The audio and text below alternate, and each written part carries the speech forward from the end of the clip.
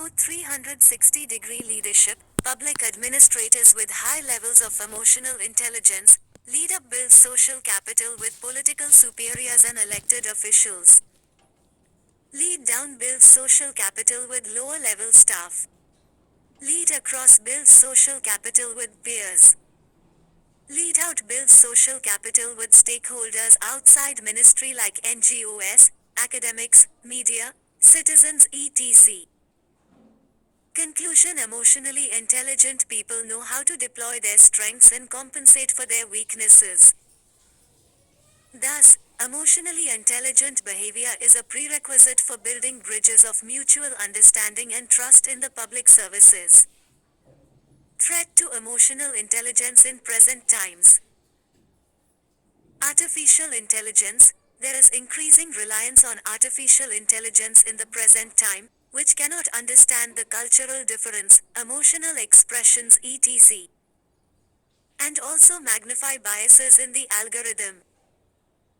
For example, facial recognition technology used in the USA has been biased against people of color and has wrongfully matched people of different color. Terasi. PRAHAAR redefined 3.0 Ethics.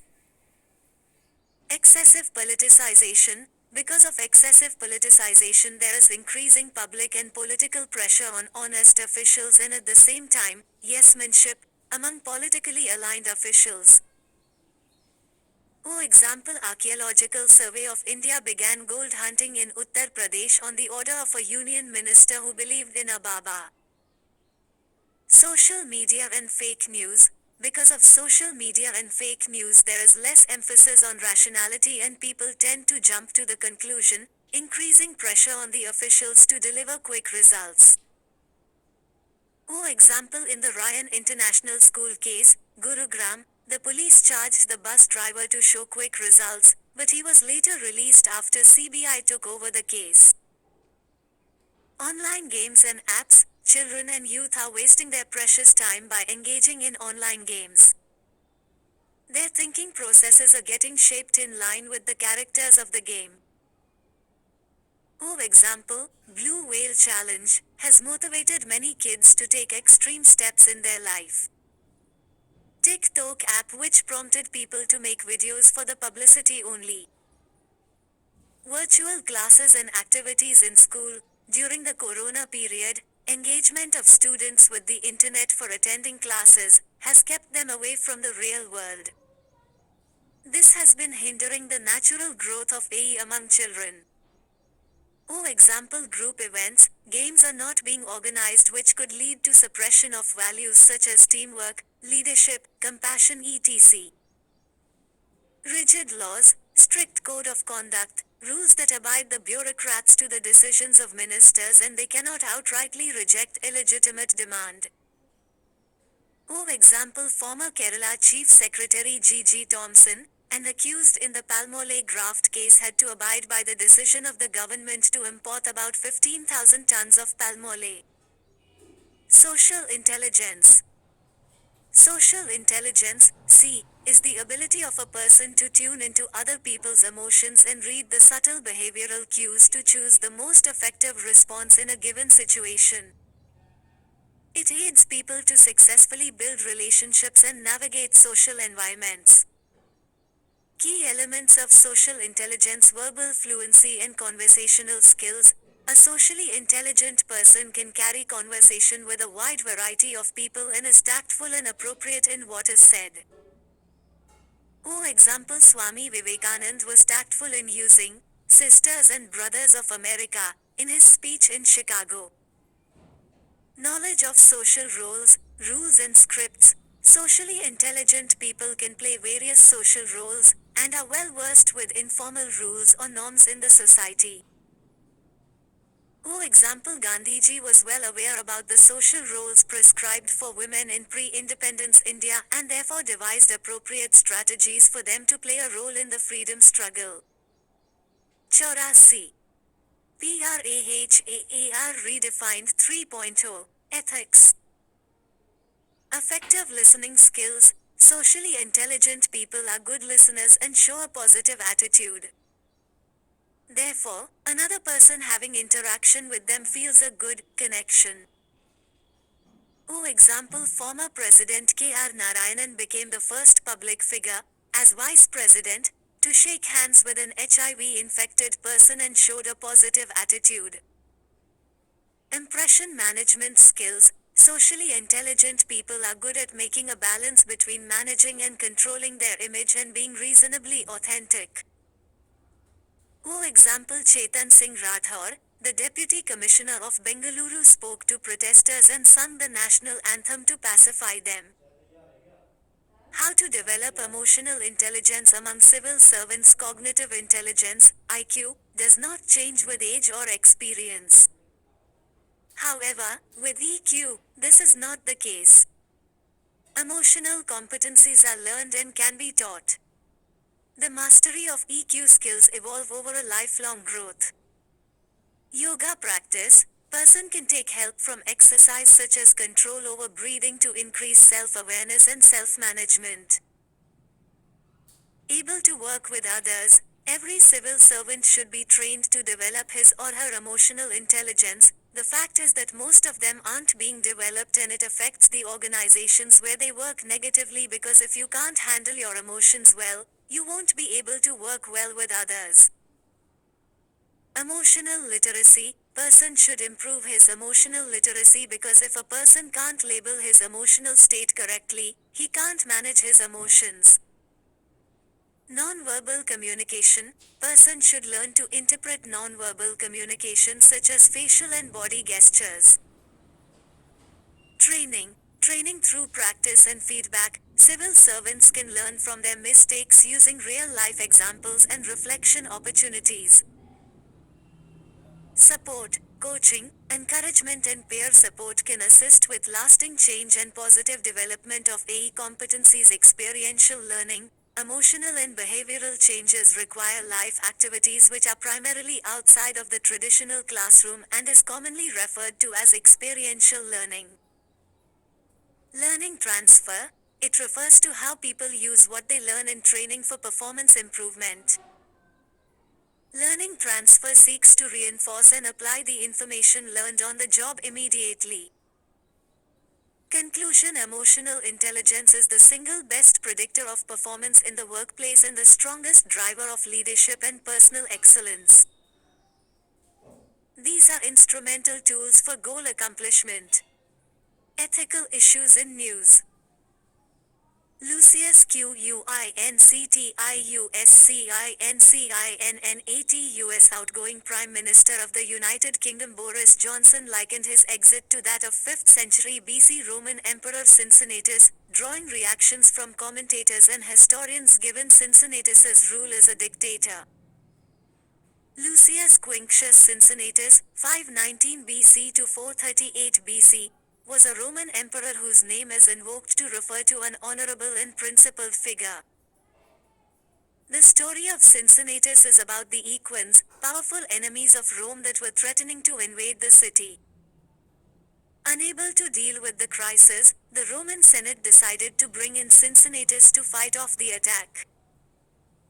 He had been living a life away from power, and the Senate was prepared to give him powers to exercise a dictatorship for securing a victory. It is said when he learned of the call, Cincinnatus left his plough standing in the field, and left to lead the Romans to victory against the equins. However, 15 days later, when his goal was accomplished, he went back to his farm and let go of extraordinary power. Some accounts further say that he was again called for 21 days for warding off another threat to Rome, and this time too, he went back to the farm after the job was done. Hence, Cincinnatus was admired by the Romans for only holding on to his dictatorial powers for as long as was strictly necessary. Hence, known for his emotional intelligence. Key terms 85. PRAHAAR redefined 3.0. Ethics. Subjective experience, physiological response, behavioral response, intelligence, emotional intelligence, reasoning with emotions, self-awareness, self-regulation, empathy, social skills, conflict resolution, role clarity, high self-regard, adaptability, psychological well-being, cultural gap, self-evaluation, management of disruptive emotions, experiential learning, learning transfer. Previous year questions. Previous year questions here. 1. In the case of a crisis of conscience, does emotional intelligence help to overcome the same without compromising the ethical or moral stand that you are likely to follow? Critically examine. 2021. 2. What are the main components of emotional intelligence? A. Can they be learned? Discuss. 2020. Theme. A positive attitude is considered to be an essential characteristic of a civil servant who is often required to function under extreme stress. What contributes to a positive attitude in person? 2020. 4. Emotional intelligence is the ability to make your emotions work for you instead of against you. Do you agree with this view? Discuss. 2019. 5. How will you apply emotional intelligence in administrative practices? 2017. 6. Anger is a harmful negative emotion. It is injurious to both personal life and work life. A. Discuss how it leads to negative emotions and undesirable behaviors. B. How can it be managed and controlled? 2016. 7. What is emotional intelligence, and how can it be developed in people? How does it help an individual in taking ethical decisions? 2013. Students note, 86. PRAHAAR redefined 3.0, Ethics. Chapter 8 Moral Thinkers and Philosophers of the World. Introduction. Philosophy is derived from the Greek word, philosophia, which means love of wisdom. A human is a social being who seeks to understand cause and effect relationships in nature and the society he lives. The person who is a knowledge seeker through his curiosity is termed a philosopher.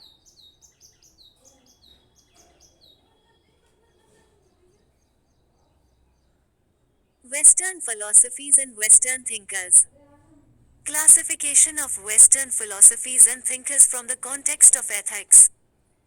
Normative ethics. Normative theory. It involves arriving at moral standards that regulate right and wrong conduct.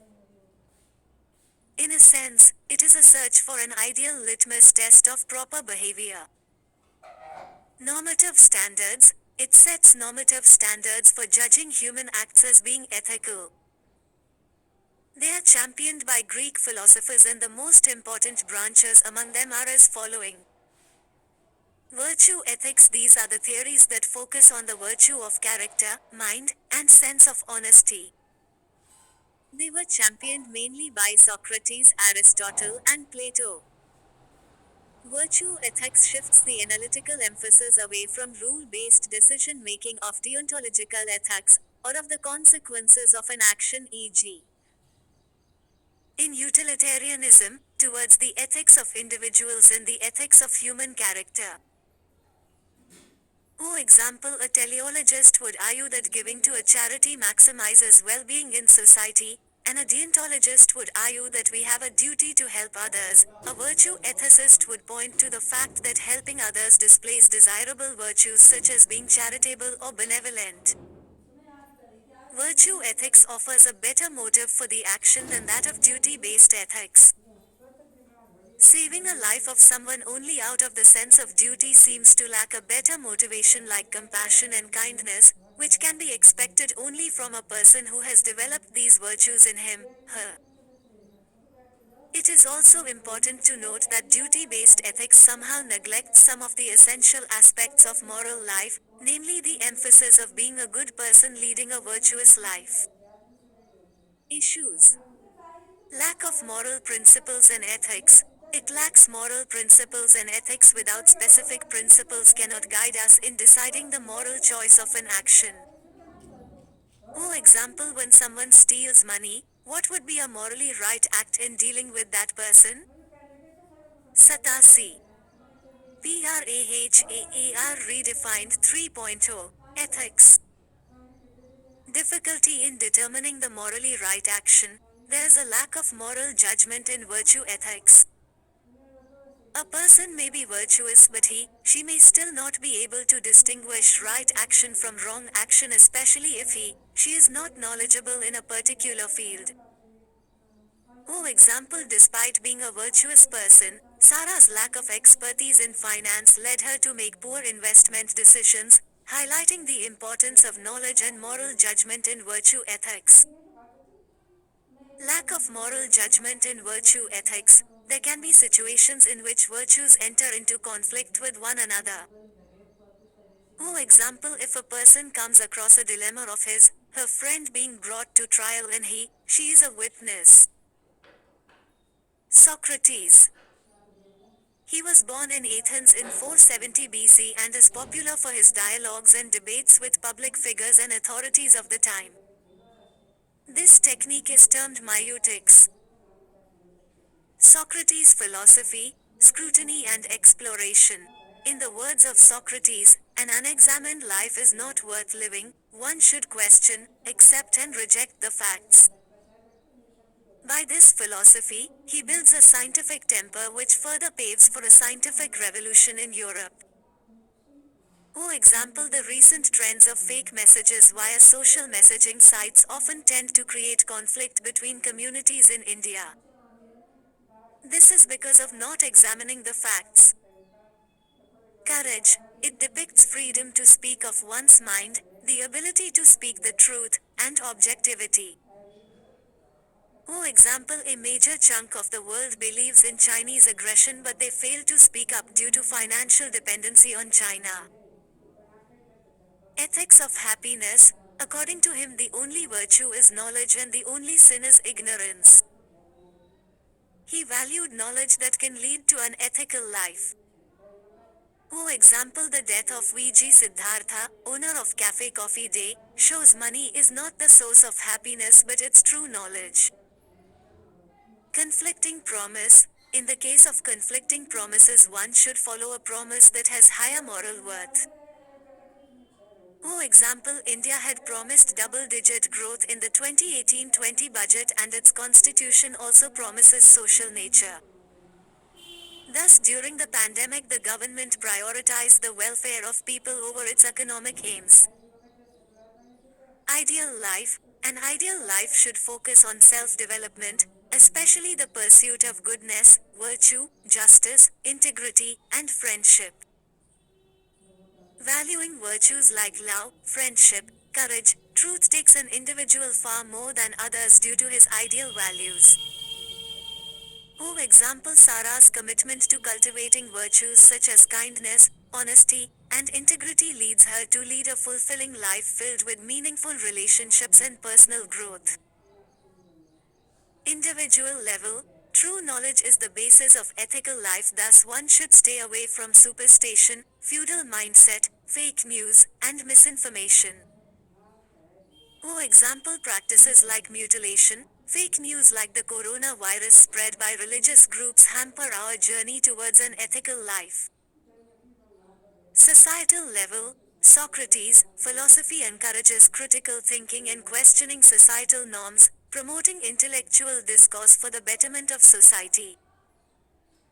For example, Mahatma Gandhi's principles, such as nonviolent resistance and questioning unjust authority, became a guiding force in India's struggle for independence.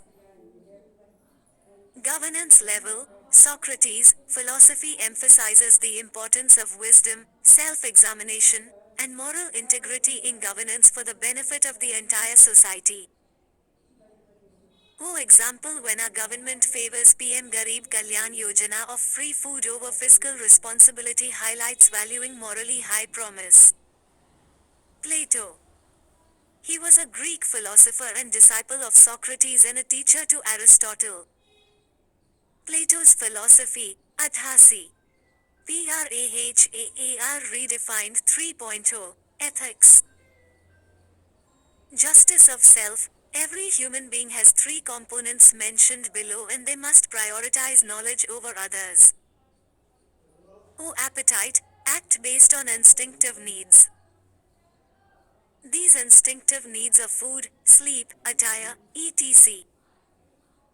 O spirit. Act according to one's honor. O knowledge. Act based on the power of critical thinking. Justice of society. For every society to function efficiently, each component should perform its duty. Such as, O artisan, provide goods and service. O soldiers, defending the society. O guardians, the rulers of the society. Plato's Republic. It was a utopia ruled by philosophers and their progeny who enjoy hereditary kingship. The republic neither had private wealth nor private family. The children were raised by community and culture and athletics were taught. Strict censorship over literature, drama, and music. Harmonious functioning. Part should work for the whole and whole must benefit the parts. Aristotle. He was also a Greek philosopher and disciple of Plato. Philosophies of Aristotle. Eudaimonia. It signifies happiness. Eudaimonia means achieving the best conditions possible for oneself, in every sense, not only happiness, but also virtue, morality, and a meaningful life. For example, if you are a parent, you should excel at raising your children. If you are a doctor, you should excel at healing people, and if you are a civil servant, you should work towards the welfare of the society. Ethical being. He considered humans as social, political, and also as ethical beings against the views of Sigmund Freud and even Cortelyar. For example, one has to focus on building character as PM recently on Civil Services Day quotes, Sheelam Param Bhushanam, character is the highest virtue. The doctrine of golden mean. He emphasized avoiding extreme actions like choosing courage against cowardice and sloth. For example, one should not go against the constitution in highlighting their views with extreme protests, and on the other hand they should also not stay silent in case of exploitation. A legal constitutional battle is a favorable middle path.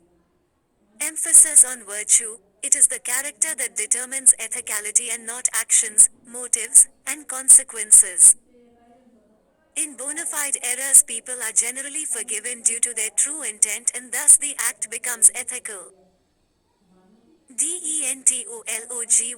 The basic premise of deontology states that we are obligated to act in accordance with a set of rules, principles, and values regardless of outcomes.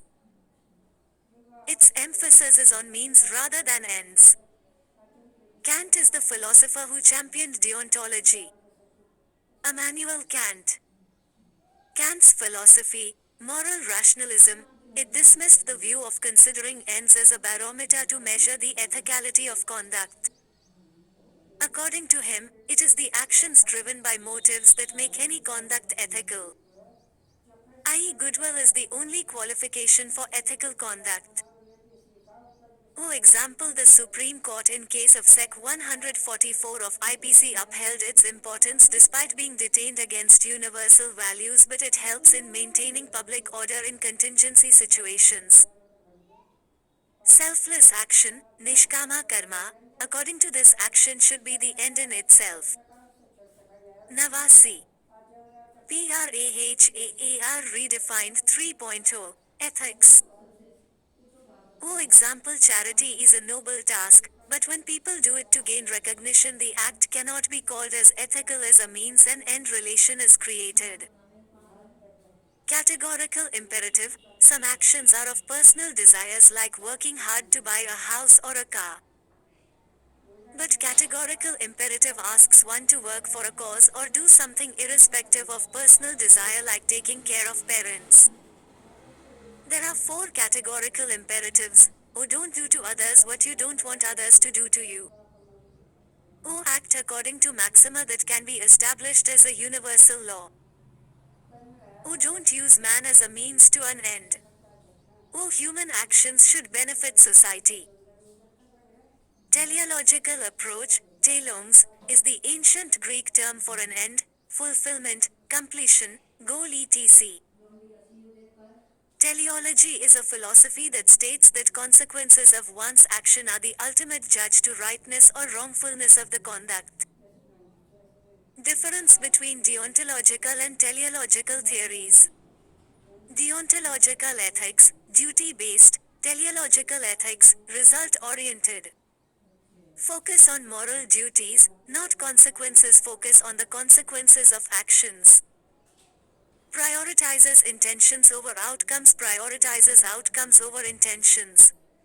Moral duties are more important than moral value. Moral value is more important than duties. Individuals' intentions play a crucial role. Individuals' intentions have no relevance. Rightness of actions is prior to their goodness. Goodness of actions determines their rightness. Emphasizes individuals' moral status. Emphasizes the moral status of the action. Moral duties have a negative formulation. Moral duties have a positive formulation. Personal interests have no relevance. Equal consideration of personal and others' interests. Actions are inherently moral or immoral. Actions are evaluated based on consequences. Example based on deontological and teleological theories. Let us suppose a man kicks a dog sleeping roadside. The dog cries and runs away. Moments later, a car comes speeding along the road so fast that it would certainly have killed the dog if it had still been lying there. Deontological perspective says, the man's action was bad, since it is cruel to kick dogs, but according to the teleological perspective, his action was good, since it saved the dog's life. Conclusion: deontological approach is applied in the criminal justice system, which ensures that the punishment was proportionate and appropriate to the crime committed. Whereas, the teleological approach is used by the courts for the interpretation of any legislation, its purpose, direction or design. Utilitarianism. Utilitarianism promotes the action that brings maximum happiness to a maximum number of people. Two major philosophers have contributed in this line. Jeremy Bentham. He was born in London. He is the earliest and chief expounder of utilitarianism and is also called the founding father of utilitarianism. Bentham's philosophies, pleasure and pain principle. The main aim of human life is to maximize pleasure and minimize pain. Nabbe.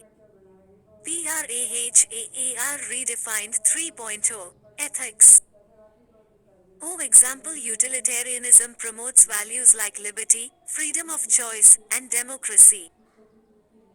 Thus we observe migration and brain drain in India, where maximum individuals are attracted towards Bentham's pleasure and pain principle. Ethical egoism. It is always moral to promote one's own good. What is good for an individual is good for society. Example: there are certain sects like Protestants in the West, Sindhis, and Agrawals in India who believe in ethical egoism, thus the communities opt for entrepreneurship. J.S. Mill. John Stuart Mill was born in London and also worked as a civil servant in the East India Company. Mill's philosophy, social utilitarianism. It supported utilitarianism but in such a way that an individual's action should not bring harm to society at large. I.e., the pleasure of an individual should not bring displeasure to society. Example: there is a prevalence of I culture in the West, but in the East, there is we culture. Based on this difference, China in the UN asked for a different definition for human rights for the East and the West, endorsing the ethical altruism. Ethical altruism: here one's ego is satisfied but it is subjected to the conditionality of not affecting others. Example: donating a portion of one's wealth to a charitable cause, without seeking personal recognition, exemplifies ethical altruism. Higher and lower pleasure. Mill distinguished between higher and lower pleasure. The pleasures that are intellectual based were termed as higher pleasure, and the ones associated with sensual pleasures are lower pleasures. For example, choosing hard work over sleep or entertainment can be considered as higher pleasure. An upgrade from Bentham's utilitarianism: as per Bentham, an action is ethical if it produces the greatest good to the greatest number of people. He termed this as quantitative utilitarianism. However, Mill moved from this idea and provided qualitative utilitarianism, which focuses on intellectual pleasure and considers such action to be ethical. This distinction is also referred to as rule utilitarianism. For example, in governance, rule utilitarianism guides decision making as policies are designed to prioritize the qualitative well-being and intellectual fulfillment of citizens, aiming to maximize overall happiness and societal progress. Ideas of liberty: he was vocal about free speech and believed that people should be free to act however they wish unless their actions cause harm to somebody else. For example, the dissemination of hate speech aimed at inciting violence posed a threat to national unity. Contractarianism. According to the theory of contractarianism, conduct is considered to be ethical if one adheres to the contract or agreement made by two or more at some point in time. When such a contract exists between people and state, it is termed a social contract, where the state governs the people with some duties and people also share some obligations towards the state. This theory is championed by three philosophers. Thomas Hobbes. Thomas Hobbes's philosophy: human nature. Human by nature is selfish, brutish, murderous, and self-preserving. Thus he cannot maintain peace and stability. Therefore people come together via contract to form a state or a government. For example, India currently has NPA, non-performing assets, worth 11 crores. As per contractarianism, this act can be considered as unethical as a contract is broken by the people. State of nature is a state of war. He also believed that human beings will engage in a fierce struggle for scarce resources to fulfill their self-interest. For example, the government of India uses an online surveillance mechanism called Netra.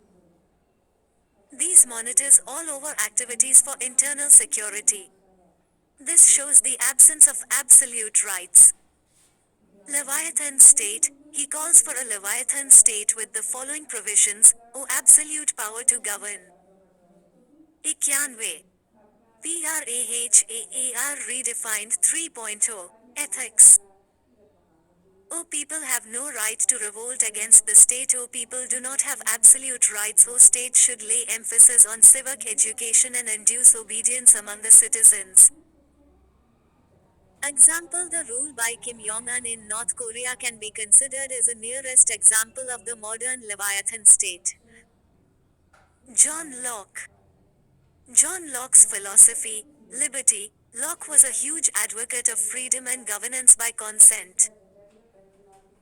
He distinguished between self-regarding and other-regarding actions, which should be a criterion for deciding whether to intervene or not. He considered life, liberty, property as the three natural rights of every man.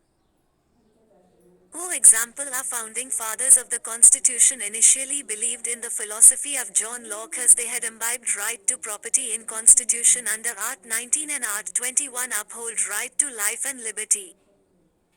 On patriarchy and women, he also champions women's rights and demands equal opportunities for them. For example, labor reforms in India that aim to eliminate gender-based discrimination, ensuring equal pay and opportunities for women in the workforce. On property, Locke says that man has a natural right over property, and also says that nature is entirely at the disposal of man for his comfort. For example, as per Locke, if the right to property was a natural right, why the percentage of average land holding of farmers is below 2 hectares?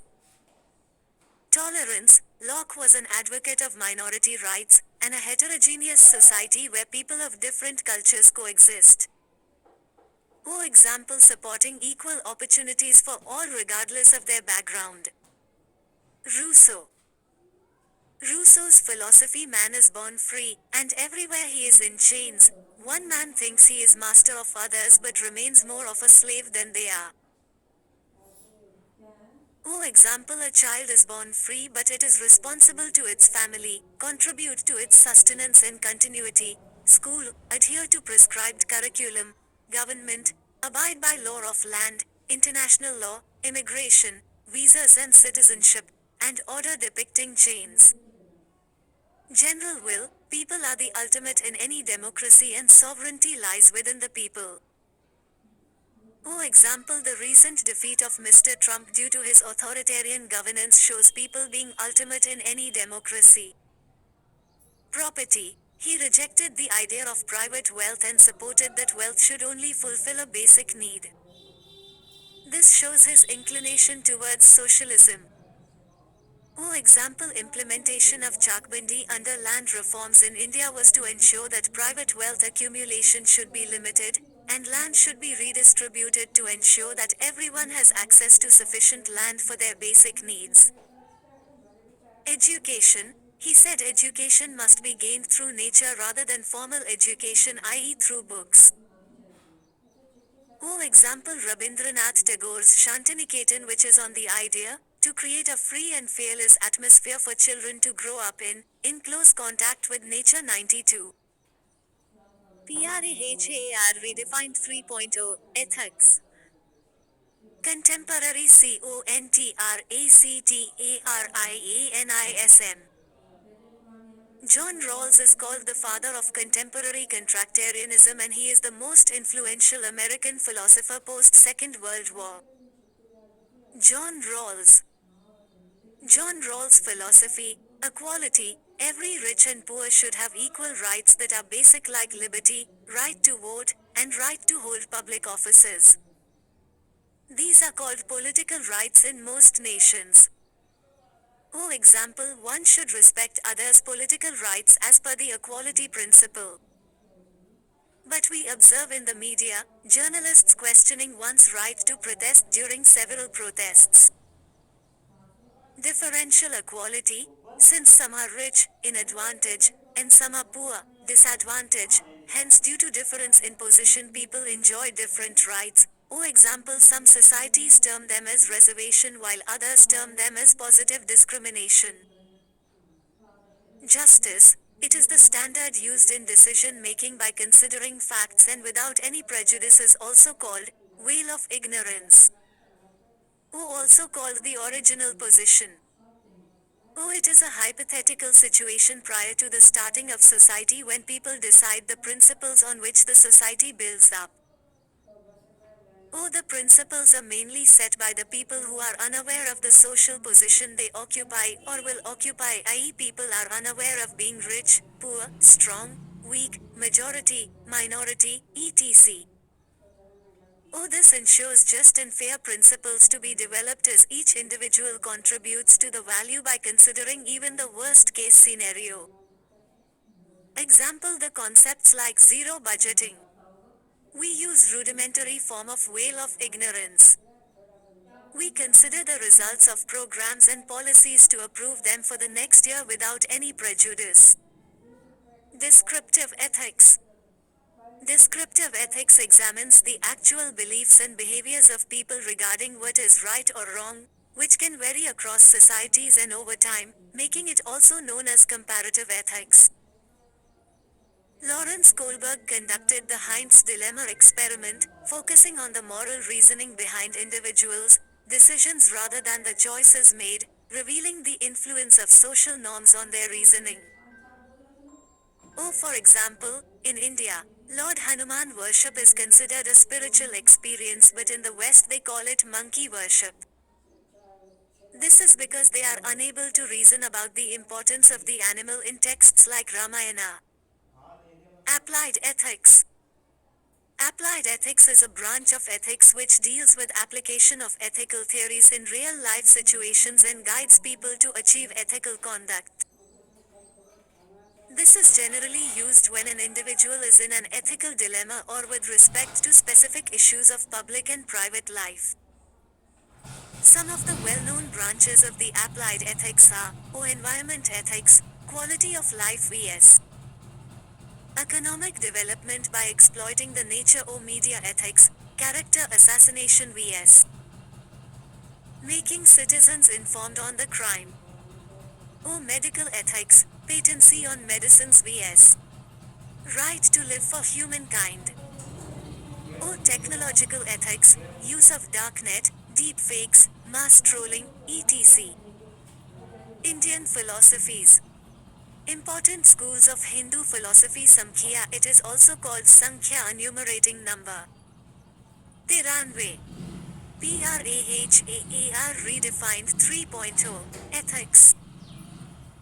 It preaches the philosophy of Dvaitavada or dualism. It believes in the existence of matter, Prakriti, and soul, Purusha, as two separate entities. The soul passes on to temporal bodies and at the end merges with subtle matter or cosmic energy. Application. The theory highlights the inner conscience or soul that guides one's ethical conduct. Yoga means union of yoking. It deals with values that help one with mental and physical abilities. It suggests Ashtanga Yoga considering following steps. Yama equals restraint from ahimsa and falsehood. Niyama equals discipline. Asana equals set of exercises for physical well-being. Pranayama equals breath control. Pratyahara equals control of senses. Dharana equals awareness. Dhyan equals concentrated meditation. Samadhi equals soul releasing from sansara. Application. Yoga helps in the development of self and virtues, as it provides insight into self-awareness and promotes discipline. The theme of the International Yoga Day 2021 is Yoga for Well-being, indicating both physical and mental well-being during COVID-19 and lockdown times. Nyay signifies rule. This philosophy emphasizes logic and epistemology. It promotes the gain of knowledge through inference, and true knowledge leading to the liberation of the soul. Application. It upholds true knowledge or wisdom that was also propounded by philosophers of virtue ethics. For example, Buddha is considered to be the enlightened one. This is because he is said to understand the reason for suffering, i.e. desire. Thus he conquered his desire to establish logic and upholding Nyaya principles. Memamsa means critical reflection. It is the earliest Hindu school of philosophy that interprets Vedas and also provides philosophical justification. According to the theory, one can attain salvation through karma kanda, ritualism. Application. Modern day ritualism derives its justification from this school. We can also attribute this to consumerism and materialism. Vedanta. The term Vedanta means conclusion, specifically the end of Vedas.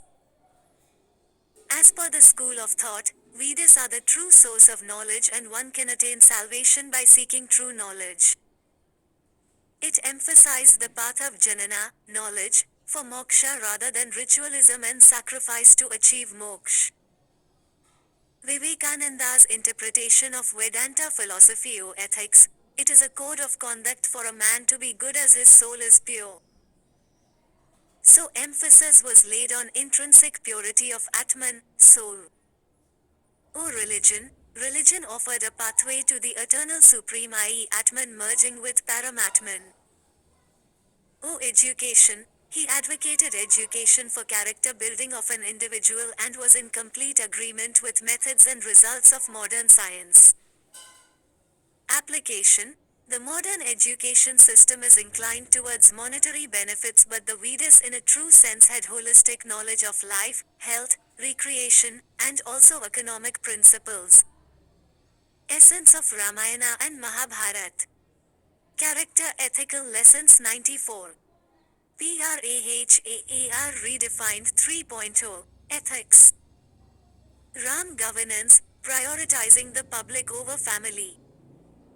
Friendship, treating Hanuman as a friend. Marriage, demonstrating loyalty towards his wife. Social contractarianism, valuing the relationship with the public. Subjects, Dasharatha and Kaikeyi. Emotional intelligence, making decisions without being influenced by extreme emotions. Social influence, highlighting the importance of both positive and negative social influences.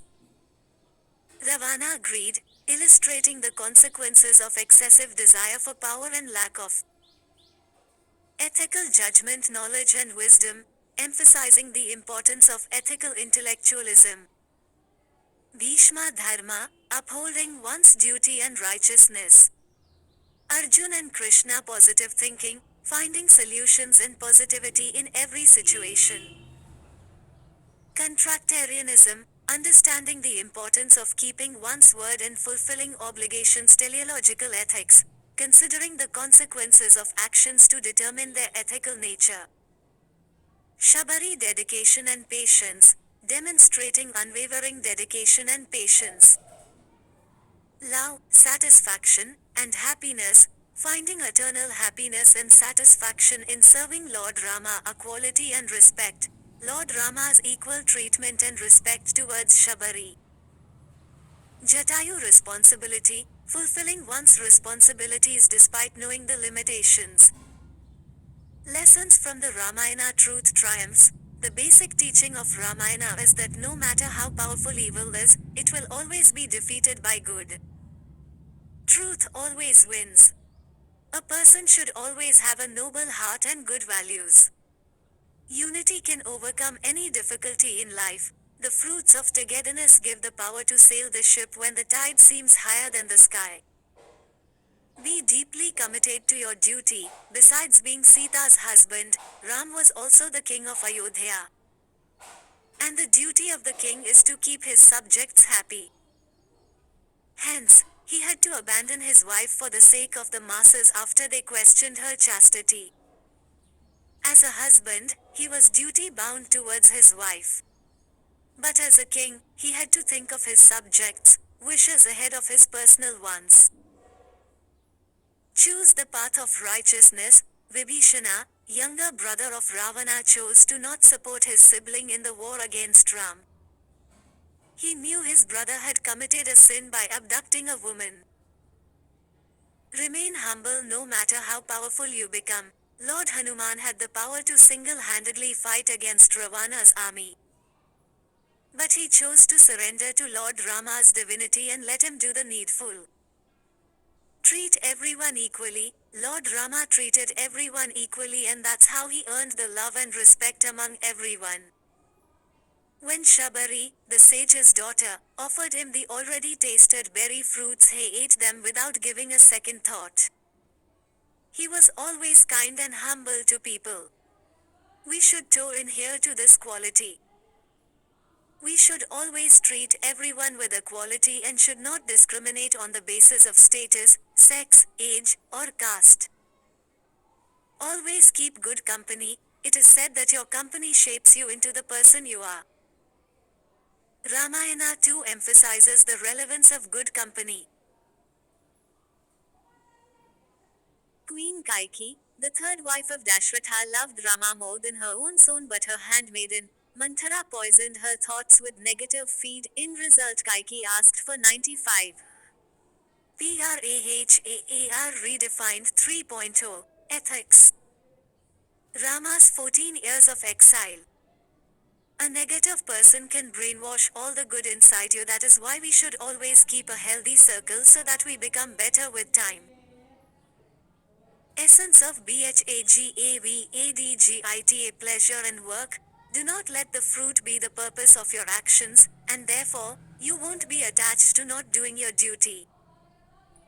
It lays more weight on duty with commitment than with destination. For example, some civil servants after getting into service get involved in a rat race of rewards, promotion, and salary rather than focusing on public commitment. Emotional intelligence. The awakened sages call a person wise when all his undertakings are free from anxiety about results. For example, the recent death of Sushant Singh Rajput showed the importance of managing emotions for society. Focus. We are kept away from our goals, not by obstacles but by a clear path to a lesser goal. The modern day distractions in the form of social media and materialism provide temporary pleasure but derail us from our permanent goal completely. Selflessness. A gift is pure when it is given from the heart to the right person at the right time without expecting anything in return. For example, the modern culture of huge donations and NGO establishment in the presence of the media by influential people is not a selfless act. Truth alone triumphs. There always will be bigger power watchers and truth can never be hidden. For example, skin color is a biological phenomenon while race is a social phenomenon. But Western rulers tried to mask this truth, but Gandhi's movement in South Africa against apartheid at the end proved race just being a social construct. Indian philosophers. Buddha. Gautam Buddha was an ascetic, a religious leader, and a teacher who lived in ancient India during the 6th-5th century BCE. His teachings laid the basis of Buddhist philosophy and traditions as well as Buddhism as a religion. Buddhist ethics are neither arbitrary standards invented by man for his own utilitarian purpose nor are they arbitrarily imposed. Man-made laws and social customs do not form the basis of Buddhist ethics. It finds its foundation not on the changing social customs but rather on the unchanging laws of nature. Morality in Buddhism. Buddhist morality judges an action good or bad based on the intention or motivation from which it originates. Actions that have their roots in greed, hatred or selfishness are considered to be bad, called a kushala kama. Actions which are rooted in the virtues of generosity, love and wisdom are meritorious and good, called kusala kama. 3 essentials for life that Buddhism considers. 8-fold paths. Wisdom, prajna, it comes from the right view, it leads to the right intention. Ethical conduct, sila, the right view and intentions are guides to ethical conduct, right speech, right action, right livelihood and right effort. Concentration, samadhi, its focus is self-activity, to have right mindfulness and right concentration.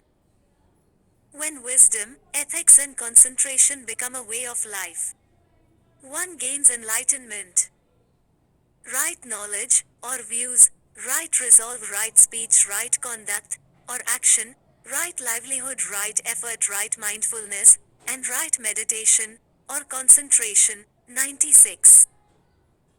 PRAHAAR Redefined 3.0 Ethics. 4 Noble Truths, or the truth of suffering. No matter how much we struggle, we are unable to find the ultimate happiness or satisfaction. Suffering is the common bond we share. Therefore, suffering is the real truth of our existence. Oh, excess desire, cravings, excess desires, and ignorance about reality are the cause of suffering. Oh, the truth about the end of suffering. If desire is eliminated, then only the suffering would stop. This stage when all desires are burned is called nirvana in Buddhism. Oh, the path for ending suffering. This path is called the Eightfold Path. It emphasizes a middle path between worldly pleasure and painful asceticism. O Pankasila, 5 refrains. Buddhism invites Buddhists to adopt 5 precepts voluntarily in order to live together in civilized communities with mutual trust and respect. These are no killing, no stealing, no lying, no sexual misconduct, and no intoxicants. Kautilya. Science of Wealth. Kautilya explained the science of wealth in his book Arthashastra, where he explained the political economy of the nation. Governance. O king's happiness lies in the happiness of his subjects. His focus lies on the welfare state. O Yatha Raja Tatha Praja, highlighting the importance of honesty, efficiency, and accountability of the king. O Rajrishi concept, an ideal leader is a combination of Raja and Rishi. Like a Raja, he is dynamic, active, and has decision-making capacity. At the same time, like a sage, he should be able to connect with the spiritual and higher level of the world by being wise, and should focus on philosophy. He should possess the quality of inviting nature, self-restraint and spirit, intellect and intuition, enthusiasm. Or he advocated that science is a great source of power. He further believed that power is strength and it is the strength which changes the mind. Oh, in a warlike situation, both Kautilya and Machiavelli share the same reasoning. Both propagate that a king should be closely involved in the science of war. Kautilya has proposed three types of war: open war, war fought between states, concealed war. It is fought on the lines of guerrilla warfare, silent war. It is fought continuously inside the kingdom itself so that the king's power does not get diluted. Oh, he said corruption is natural in government as being selfish is human nature. One has to control corruption. Thiruvalluvar. Truthfulness, even a lie could be considered as truth if that lie is harmless and brings unquestionable benefits. God and religion, even if God and fate doesn't want it, your true efforts will bear efforts. Forgiveness, retaliation will be a momentary joy, but patience and forgiveness will bring joy for life. Right speech, even fire burns will heal easily, but burns from loose words will never be. Nation state, a nation should work on five key elements: health, economy, defense, harvest and happiness. Application, Tiruvalluvar's philosophy becomes the guiding light to the modern quest of revenge and vengeance between the people, communities, and nation states. Examples like atheist getting more success, Gandhi's ability to forgive people of their ignorance, and Eightfold Path of Buddha stand on Tiruvalluvar's policy. Swami Vivekanand.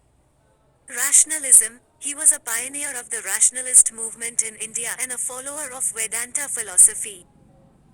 He desired the amalgamation of Western and Indian philosophy for a happy life.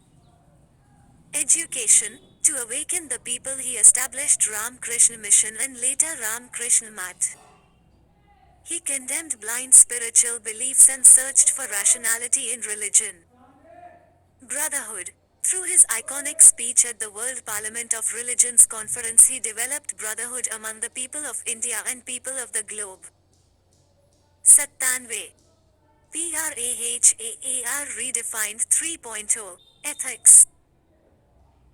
Application, his ideas on brotherhood are more relevant today as the world has become a global village and people of different backgrounds have come closer, leading to racial and communal conflicts as recently seen in the Charlie Hebdo case in France and George Floyd case in the USA. M.K. Gandhi. Important teachings of Mahatma Gandhi: power is of two kinds. Power based on love is more effective and lasting than power based on fear of punishment. Love and tolerance have the potential to resolve conflicts and bring about peace, even in the midst of unrest and turmoil. Constructive conversations with enemies can lead to peaceful resolutions, as every war eventually concludes with a peace agreement. For civil servants, there should be a high tolerance index while serving the society. It brings inclusiveness and objectivity, neutrality in decision making. For example, acceptance for LGBTQ community leads to bring them in the mainstream of development by extending government's welfare scheme. An eye for an eye will only make the whole world blind. Stubbornness has often fueled human conflicts throughout history, but a better future lies in our ability to understand our opponents, practice diplomacy, and show compassion to resolve disputes. We must become the change we want to see in the world. Mahatma Gandhi exemplified his ideals by sacrificing his successful law practice, adopting a simple life, and leading the Salt March, inspiring millions to fight for freedom without causing harm to the British. Trusteeship. Wealthy people should act as trustees of trust that look after the welfare of the people. The idea of trusteeship makes it clear that wealth and resources, irrespective of who owns these, must help with the betterment of society and its entire people. It puts the onus of making this happen on those who have wealth. This is a direct manifestation of his philosophy of non-violence. The wealthy must do it of their own accord, unforced by external pressure. The idea puts faith in human nature, that eventually people will do the right thing if you trust them. There is a lot of skepticism on the effectiveness of this approach to build an egalitarian society. But over the long term, in the reality of the world we live in, this approach will be more sustainably effective. Relevance of idea of trusteeship. Prevailing inequality. Recently, the Oxfam report titled, "Inequality Kills," was released. The report pointed out a stark income divide worsened by the COVID pandemic, globally and in India. Inequality contributes to the death of at least one person every 4 seconds. Degrading environment. The emission of greenhouse gases is affecting the global climate and causing various catastrophic disasters and diseases. Overexploitation of natural resources. Minerals, oil, gas and coal are non-renewable resources. Their use as materials and energy sources leads to depletion of the Earth's reserves. Trusteeship provides solutions for various challenges of the 21st century. Sustainable consumption. Consume what is enough for the need without harming others. Dignity of labor. Ensuring decent minimum living wage and humane working conditions. Equitable distribution of wealth. Moral responsibility of the rich to take care of social welfare of the underprivileged. Enrichment of human life. The core of Gandhian idea of trusteeship is the development, upliftment, and enrichment of human life rather than a higher standard of living with scant respect for human and social values. Sarvodaya, the good of the individual is contained in the welfare of all. This is the core idea behind inclusive development. At Thanwe, PRAHAAR redefined 3.0, ethics. The concept of Sarvodaya revolved around universal upliftment of all and progress for all. It is a comprehensive, social, economic, political, moral and spiritual philosophy. It lays great emphasis on moral and spiritual values. It seeks to create new social and economic values. His philosophy can be witnessed from the following. Development of self-supported village networks where production's main purpose is the consumption of self. Promoting family relationships beyond blood relationships. Everyone should be equally represented and promote the value of liberty. All people will be imbued with the spirit of love, fraternity, truth, non-violence and self-sacrifices. Society will function on the basis of non-violence. There will be no party system and majority rule, and society will be free from the evil of the tyranny of the majority. Politics will not be the instrument of power but an agency of service. The gain to the individual would be small. The development of each quality depends upon every other. If all the qualities are improved a little, then the individual would gain more. Gandhi advances the concept of Sarvodaya, which were based on 3 basic principles. The good of the individual is contained in the good of all. A lawyer's work has the same value as the barber's in as much as all have the same right of earning their livelihood from their work. A life of labor, i.e., the life of the tiller of the soil and the handicraftsman is the life worth living. Satyagraha. Satyagraha, the origin of Satyagraha can be found in the Upanishads, and in the teachings of Buddha, Mahavira and a number of other greats including Leo Tolstoy and John Ruskin. Gandhi emphasized the importance of pure means and ends, rejecting improper means for achieving proper ends. His method of nonviolent action, Satyagraha involved exercising soul force against injustice without inflicting harm on others. It required continuous pursuit of truth, self-sacrifice, peace, and non-violence. Satyagraha goes beyond conflict resolution, emphasizing the quality of relationships between individuals and requiring strong will and determination. 99. PRAHAAR redefined 3.0 Ethics. Pillars of Satyagraha, ethical aspects. 3 pillars of Satyagraha. The Gandhian quest for peace rests on the foundation of non-violence. For conflict resolution, Mahatma Gandhi used method of Satyagraha, insistence on truth or zeal for truth, that has 3 pillars, Sat, which implies openness, honesty, and fairness. Each person's opinions and beliefs represent part of the truth. In order to see more of the truth, we must share our truths cooperatively. This implies a desire to communicate and a determination to do so. Ahimsa, refusal to inflict injury on others. Ahimsa is dictated by our commitment to communication and to sharing our pieces of the truth. Violence shuts off channels of communication. The concept of ahimsa appears in most major religions, which suggests that while most people may not practice it, it is respected as an ideal. Ahimsa is an expression of our concern that our own and others' humanity be manifested and respected. And we must learn to genuinely love our opponents in order to practice ahimsa.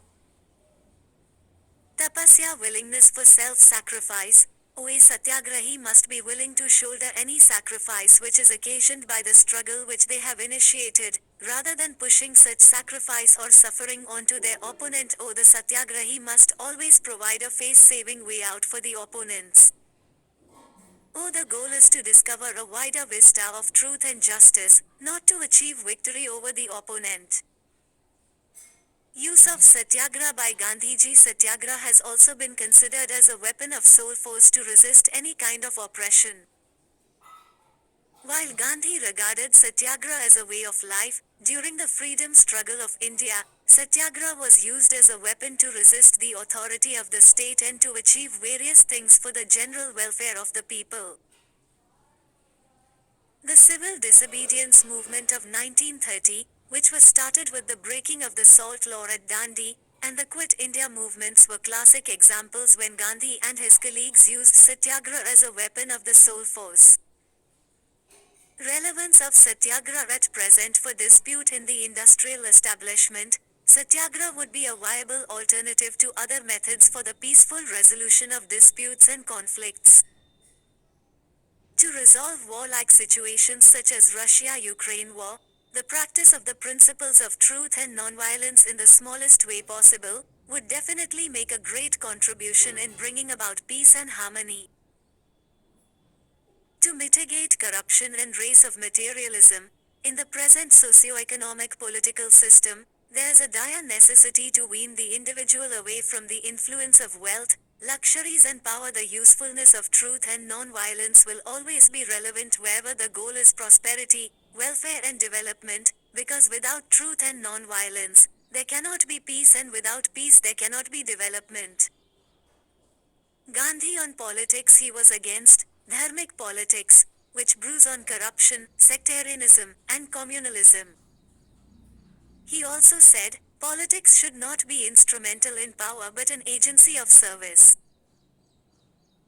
Gandhi's principal aim was to civilize modern politics from within, by eliminating resentment, hatred and coercion. His politics of non-violence was a method to mobilize collective power in a manner that attends to its own moral education in an exemplary and innovative way. Gandhiji always derived politics from ethics or religion and considered politics as a work of the heart and not merely of reason. He argued for a dedicated and committed political ethos, which did not accept the necessity of dirty hands in politics. Gandhi's 11 vows. Swadeshi, remove untouchability. Bread, labor, non-violence. 100. PRAHAAR redefined 3.0 Ethics. Truth, no stealing, self-discipline, equality of all religion.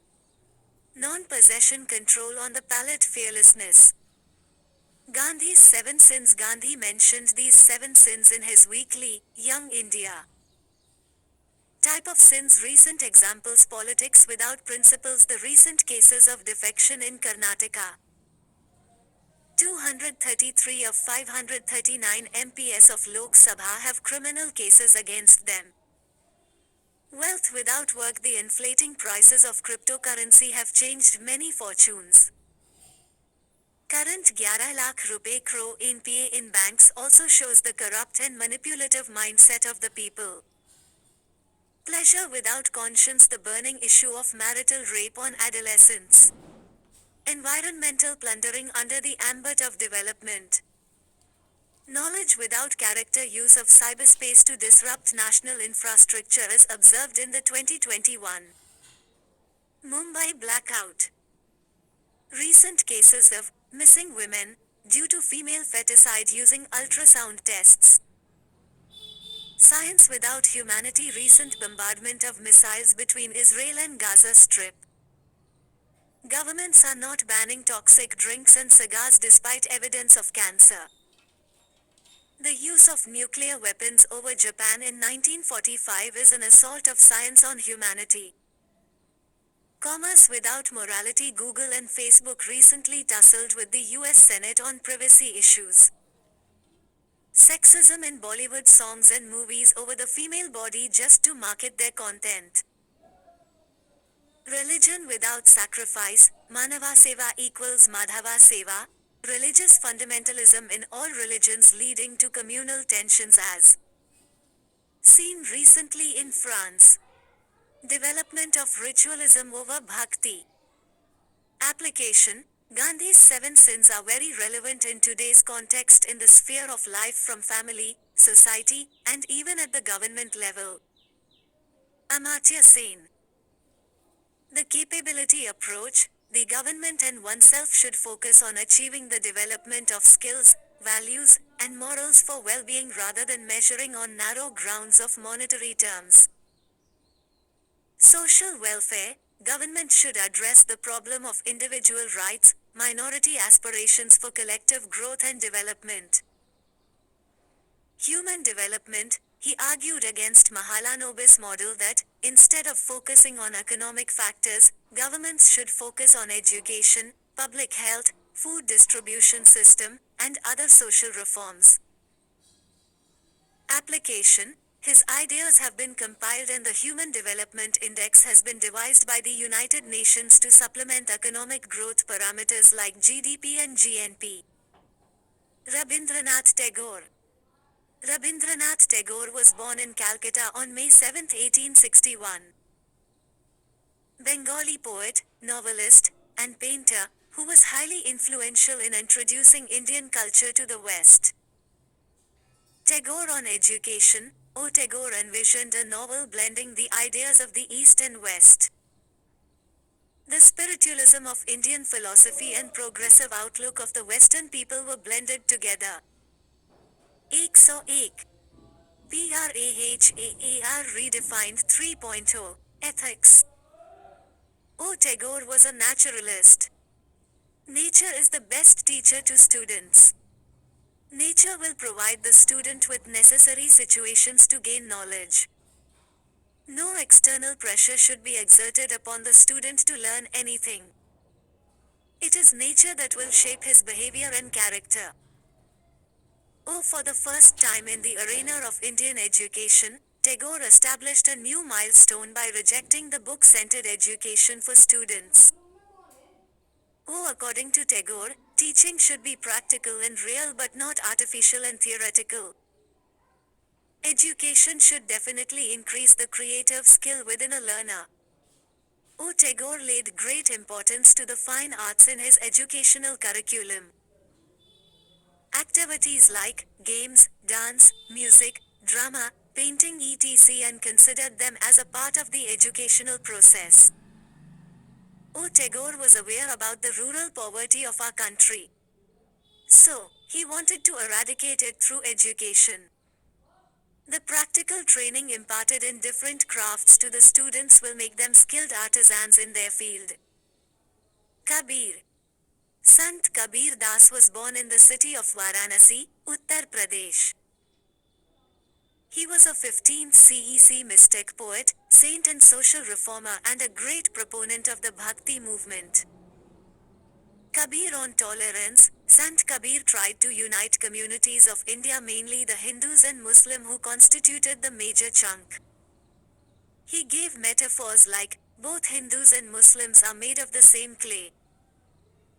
His teachings become important in contemporary periods when religious tensions are brewing across the globe. Kabir on wisdom, Kabir laid emphasis on development of wisdom. He elaborates them with his dohas as follows: if I tell the truth, people rush to beat me, but if I lie, they trust me. This symbolizes the need for oneself to attain true knowledge. This is true even in modern times, as people get offended by bitter truth but are ready to accept lies and mediocrity to suit their views. Antagonist of caste system and evil practices, Kabir was a great opponent of the caste system. He stressed that in God's creation all were equal. He advised his followers to give up such unhuman practices as untouchability, feelings of high and low etc. He further opposed the worship of stone images, or even the worship of different gods and goddesses, and was against rituals and ceremonies in religion. Kabir's relevance to contemporary times: Kabir was strictly against the practice of hypocrisy and didn't like people maintaining double standards. He always preached people to be compassionate towards other living beings and practice true love, which is somewhat missing in present days. He urged the need to have company of good people that adhere to values and principles, and emphasized that love was the only medium which could bind the entire humankind in an unbreakable bond of fraternity. He advised all to give up hatred and perpetuate love for one and all. Today's world is bogged down by the excessive materialism of the world. The deep-seated economic inequalities of the world are leading to a simmering discontent across the world. Kabir's principles of compassionate ethics are relevant. Corruption is the deep-seated problem in India which is eating away the vitals of the nation. The emphasis on honest livelihood by Kabir, if understood in the right spirit, will provide a way of changing the individual perspective. Communalism is a lurking evil in the Indian societal context. The essential syncretism and universalism which are part of Kabir can help in solving this issue to a certain extent. Administrators. E. Sridharan, also called Metro Man of India, who worked towards redefining public transport in India. Perseverance. He was successful in developing Konkan railways at the highest quality despite his disagreement with the railway minister over the choice of gauges. He persuaded the minister with his diligence and perseverance. Equity. Delhi Metro is one of his successful ventures, where he ensured affordable tickets for all and free travel for women. Ethics of work culture. He says, ethics in work is a compulsion, not an option. He upheld punctuality, professionalism, and competence as the cardinal principle of the work environment. 102. PRAHAAR redefined 3.0 ethics. TNSHESHAN. He was an IAS officer from Tamil Nadu cadre who stamped his authority on the electoral system in India. Leadership. He identified several electoral malpractices ranging from inaccurate election rolls, booth capturing, electioneering, etc. He then acted on all aspects strictly and set milestones for officers to come. Discipline. He was known for his strict adherence to the law. He ensured his support staff and politicians abide by the rules. For instance, in 1994 he advised the PM to remove 2 sitting cabinet ministers for electoral malpractices. His approach was often termed zero delay and zero deficiency approach. Innovative, he successfully started the implementation of the Model Code of Conduct during elections, which today has evolved as an important part of elections in India. Dr. T. Arun, IAS innovative, technocrat, he created an app which has been used to revive 198 water bodies in Puducherry, including ponds, lakes and a 206 kilometers stretch of canals. The app, near part3, helps digitalize water bodies with geotagging, unique ID numbers, GIS on ponds, with latitudes and longitudes coordinates. Environmentalist, the app updates the status of groundwater levels, moisture content of soil and size via remote sensing satellites. The application has not only helped streamline the rejuvenation process but is also ensuring that people don't dirty or encroach the water bodies. TBHOOBALAN, IAS Compassion, his multi-pronged approach to tackle the sharp rise in child marriages amid the pandemic and rescued 176 kids from being married off underage in 1 year from Bagalkot district leadership. Working on understanding the severity of the issue, Bhubalam created a task force comprising government officials and school teachers. S. Seeram Sambasiva Compassion, he set up the Udyam Charitable Society to establish and run shelter homes. One of his goals was to provide shelter homes to the street dwellers under the state's Namud Koricode project for development. Through this initiative, close to 1,500 homeless were taken off the streets and transferred to various shelter homes in the last 18 months. Dutifulness, dedication to service, compassion. Additionally, the district administration also took the responsibility of reuniting the homeless with their families, giving them skill training and employment opportunities. Humanity, close to 1,000 inmates were provided meals and were groomed for their well-being through haircuts, surgeries, counseling, medical checkups, etc. Innovative, compassion. The ones who did not have ID cards were given new ones and a literacy program, Jananodayam, and certification exams were also conducted to help them earn a steady income. Shalini Agrawal innovative ideas. To tackle the issue of acute water shortage in Vadodara, she came up with an ingenious solution of setting up rainwater harvesting in schools, which in turn helped lakhs of students by saving 10 crore liters of water every year. Varsha Kal Nidhi was launched in 2020, and through this initiative, rainwater is collected from the terrace and channelized through pipes towards a chamber in the ground. The chamber then filters and percolates the water in the bore wells, ensuring direct groundwater recharge.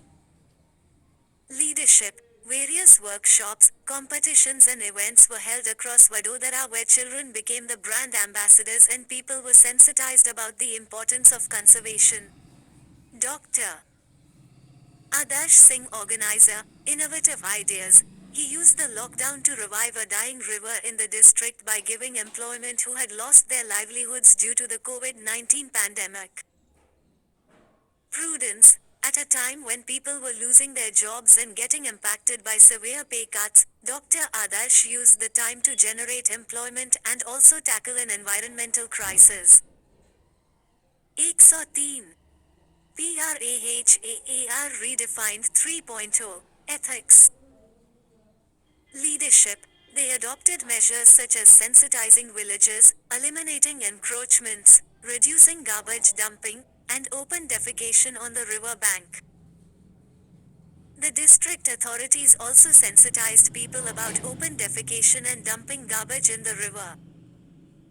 Anupam Sharma innovative approach. The forest department had planted about 5 lakh saplings, and each of them came wrapped with a plastic bag. Environment friendly, working towards the cause of the environment, while on the other hand, about 5,000 kilos of plastic waste had accumulated. This was led to utilizing the 5,000 kilograms of plastic waste to generate sustainable employment opportunities for 3 villagers in Mehar. Prudence. The biogas plant helped serve some needs of the Ma Sharda Devi Temple Management Committee's old age home, where the biogas plant helps generate enough gas supply to prepare morning and evening tea for the residents and also helps mitigate wet waste generated on the premises.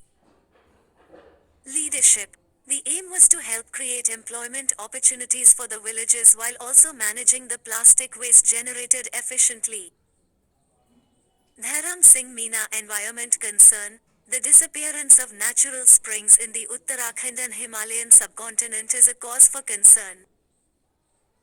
Divisional Forest Officer Dharam Singh Meena noticed this and decided to rectify the issue. Leadership.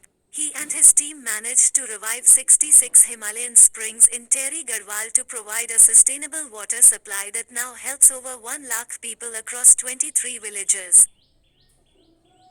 Damodar Gautam SAWANG Technocrat, Innovative, chosen as the India's best DGP, he has introduced several technological reforms in Andhra Police that makes filing FIRs, complaints and SOS requests easier and faster. Transparency, accountability. The technological changes that were introduced helped in bringing about transparency and also accountability amongst the departments.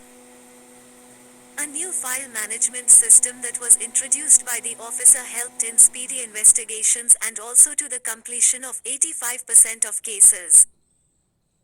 People-centric, user-friendly, a mobile application called AP Police Seva was launched and within 5 months, 2,64,000 downloads were seen. Inclusive. Additionally, the Disa mobile app for women was also launched, which saw 12.57 lakh downloads within 5 months. Dr. Sangram Singh Patil Compassion. The initiative launched by Superintendent of Police Dr. Sangram Singh Patil that has helped over 5,000 members of the Gotikoya tribal community gain better access to healthcare. Effective resource management. Since 2019, Dr. Sangram has helped over 5,000 tribals from 100-odd hamlets in the district address various complaints including those of nutrition deficiency, hemoglobin, skin, and other related ailments. With the help of this officer, medical help worth 7 lakh rupees has reached the tribal community members. Santa Sheila Nair, an IAS officer of the 1973 batch, Nair is known as an administrator par excellence. She is credited with saving Chennai city from a water crisis in the early 2000s when she made rainwater harvesting compulsory with special tanks and pipes for the same in each household. Aruna Sundararajan, this Kerala Cadre IAS officer was described by Forbes magazine as an IAS officer who thinks like a businesswoman. As its secretary, she played a significant role in the development of governance in Kerala. She also headed the Kudumbashri project, today which is a shining example of women's empowerment, creating sustainable employment prospects for working class women. Smita Sabharwal, she is also known as the People's Officer. She is India's first lady IAS officer to be appointed to a Chief Minister's office. 104. PRAHAAR redefined 3.0 Ethics. While serving as the Municipal Commissioner at Warangal, she introduced the Fund Your City scheme, where a large number of public utilities like foot-over bridges, traffic junctions, parks, bus stops, were constructed with public-private partnership. Rajni Sekhri Sibal Courage, as Director, Primary Education in the state, she withstood pressure from the government and exposed the JBT recruitment scam. Integrity. In this scam, the teachers' selection lists were changed to give jobs to those candidates who had paid bribes. When asked to be a party to this fraud, Sybil locked and sealed the almirah containing the original list with thick cotton bandages in the presence of her junior officers. She also asked them to sign the bandages in different places and take photographs for proof. D. Subba Rao, a 1972 IAS officer, Subbarao was the 22nd governor of the RBI. As RBI governor, he brought about reforms for financial inclusion, financial literacy, and organized village outreach programs. He even expounded a theory on the new trilemma of central bankers, called the Holy Trinity, as against the impossible Trinity of Robert Mundell and Marcus Fleming. He was the first person to review Stephen Hawking's celebrated book, A Brief History of Time. Conclusion: the actual transformation of ethical theories to one's value system takes place when one internalizes the theories and ideas of philosophers. One should strive to make ethics their way of life and aim for summum bonum or chief good. Administration and leadership. Administration is defined as a process of working with and through others to accomplish the agreed goals efficiently. It is largely concerned with the implementation of objective procedures, guidelines, policies etc. using existing tools and structures. Leadership is concerned with direction and control of human and material resources to create value and to evolve structures as per contemporary time and technology and thus outperform the defined goals and objectives. For example, while an administrator would have waited for the government to clear funds for road construction, Armstrong Pum, leader, constructed a 100 kilometers road through crowdfunding. Administrator, manager and leader. Administrator is a person who is responsible for forming the strategic vision of the organization. An administrator formulates organizational structure and focuses on long-term plans. Manager is a person who is responsible for translating the administrator's vision into operating plans and directs, supervisors, personnel working in the formulated organizational structure. Leader is a person who guides and motivates others, which might include managers at times. They are vision-oriented and provide a positive outlook to the team. Difference between manager and leadership. Parameter manager leadership outlook passive outlook which is limited to stated objective. Ambitious outlook. They initiate new structure or procedures. Appointment they are generally appointed they can be appointed or can emerge from within a group. Approach towards goals. Impersonal, unidirectional approach towards goals. Personal involvement, holistic vision towards goals 105. PRAHAAR redefined 3.0. Ethics. People management low emotional involvement with people. Interaction is limited to specific roles assigned to people. Higher emotional involvement with people. At times, many invoke competitive and inspirational spirits to yield best results. Conclusion. Thinkers and philosophers through their theories and philosophies, provided a strong ethical and intellectual base to extract rational values from it, and their contribution is leading towards bringing more ethical perspective to the arena of governance specifically and to the society in general. Keywords. Normative ethics. Virtue ethics. Myoetics. Eudaimonia. Sheelam Param Bhushanam. Selfless action, Nishkama Karma. Categorical imperative.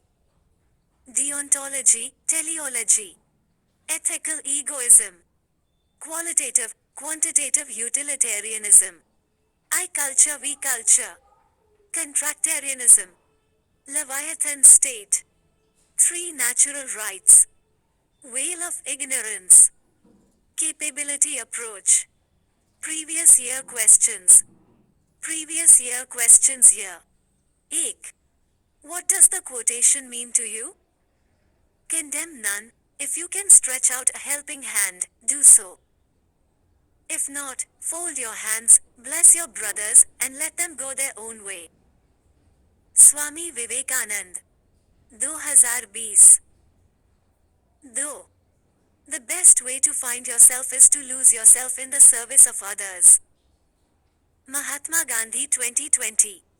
Theme. A system of morality which is based on relative emotional values is a mere illusion, A thoroughly vulgar conception which has nothing sound in it and nothing true. Socrates. 2020. 4. What does the quotation mean to you? An unexamined life is not worth living. Socrates 2019. 5. What does the quotation mean to you? A man is but a product of his thoughts. What he thinks he becomes. M.K. Gandhi. 2019. 6. What does the quotation mean to you? Where there is righteousness in the heart, there is beauty in the character. When there is beauty in the character, there is harmony in the home. When there is harmony in the home, there is an order in the nation. When there is an order in the nation, there is peace in the world. APJ Abdul Kalam. 2019. 7. In looking for people to hire, you look for three qualities: integrity, intelligence and energy. And if they do not have the first, the other two will kill you. Warren Buffett. What do you understand by this statement in the present day scenario? Explain. 2018. 8.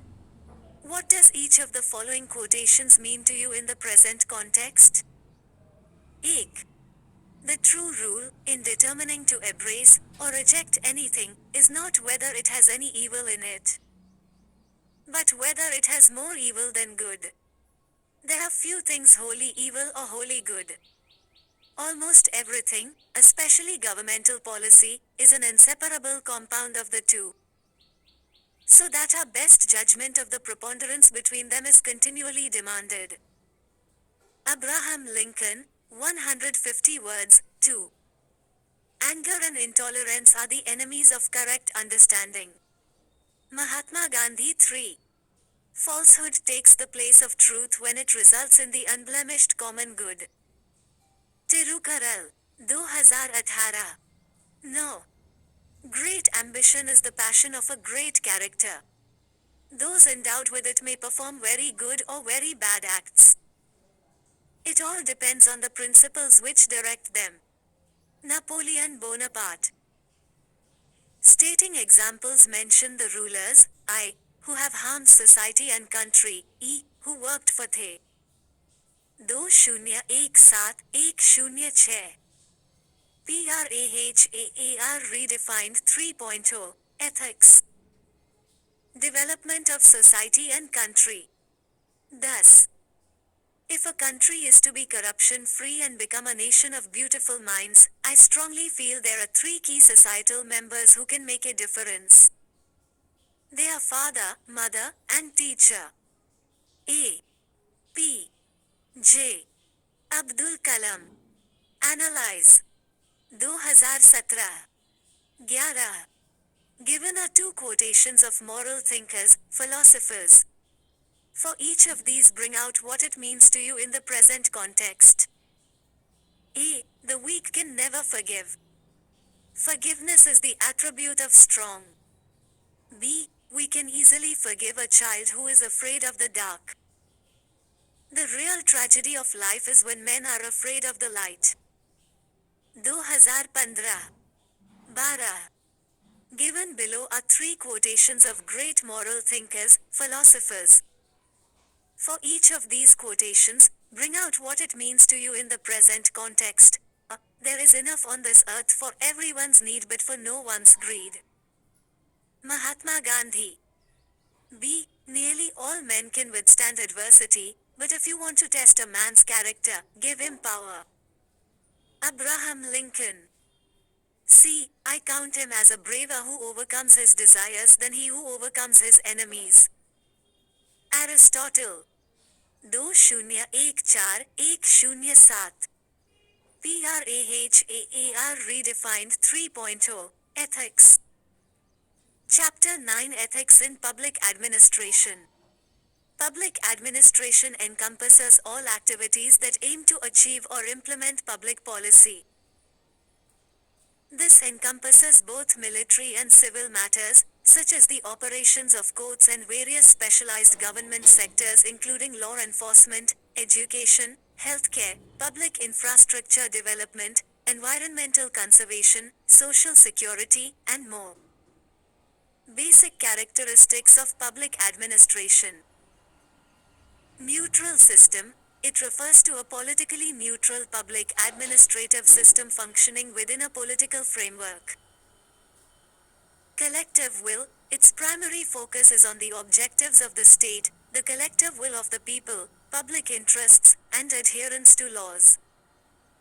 Policies implementation. It is involved in both the formulation and implementation of policies.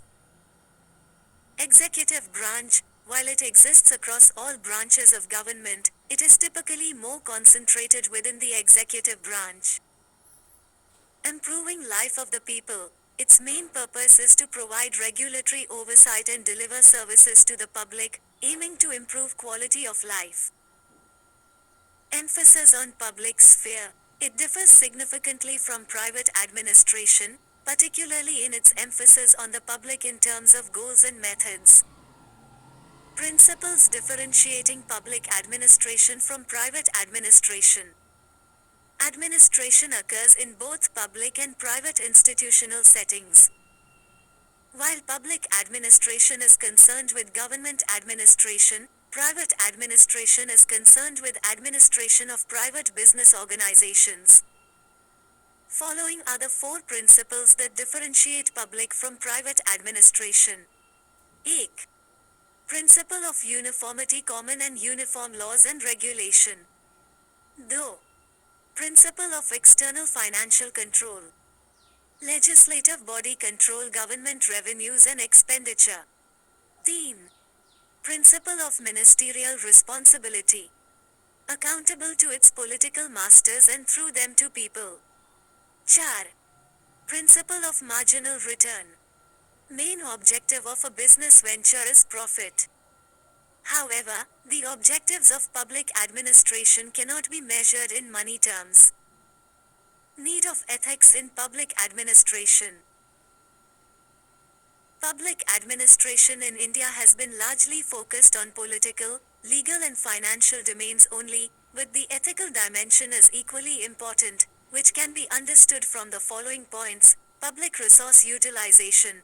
Efficient and effective resource utilization without corruption in India is important because of resource deficit, and ethics make a public administrator accountable to her actions. Social justice. Ethical public administration is important to achieve the goal of social justice as envisaged under Article 38 and other directive principles of state policy, DPSPS, of our Constitution. It ensures equality and equity for vulnerable sections of the society.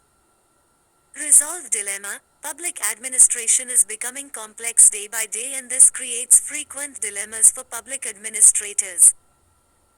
Ethics ensures public good is given priority and resolves ethical and value conflicts and dilemmas.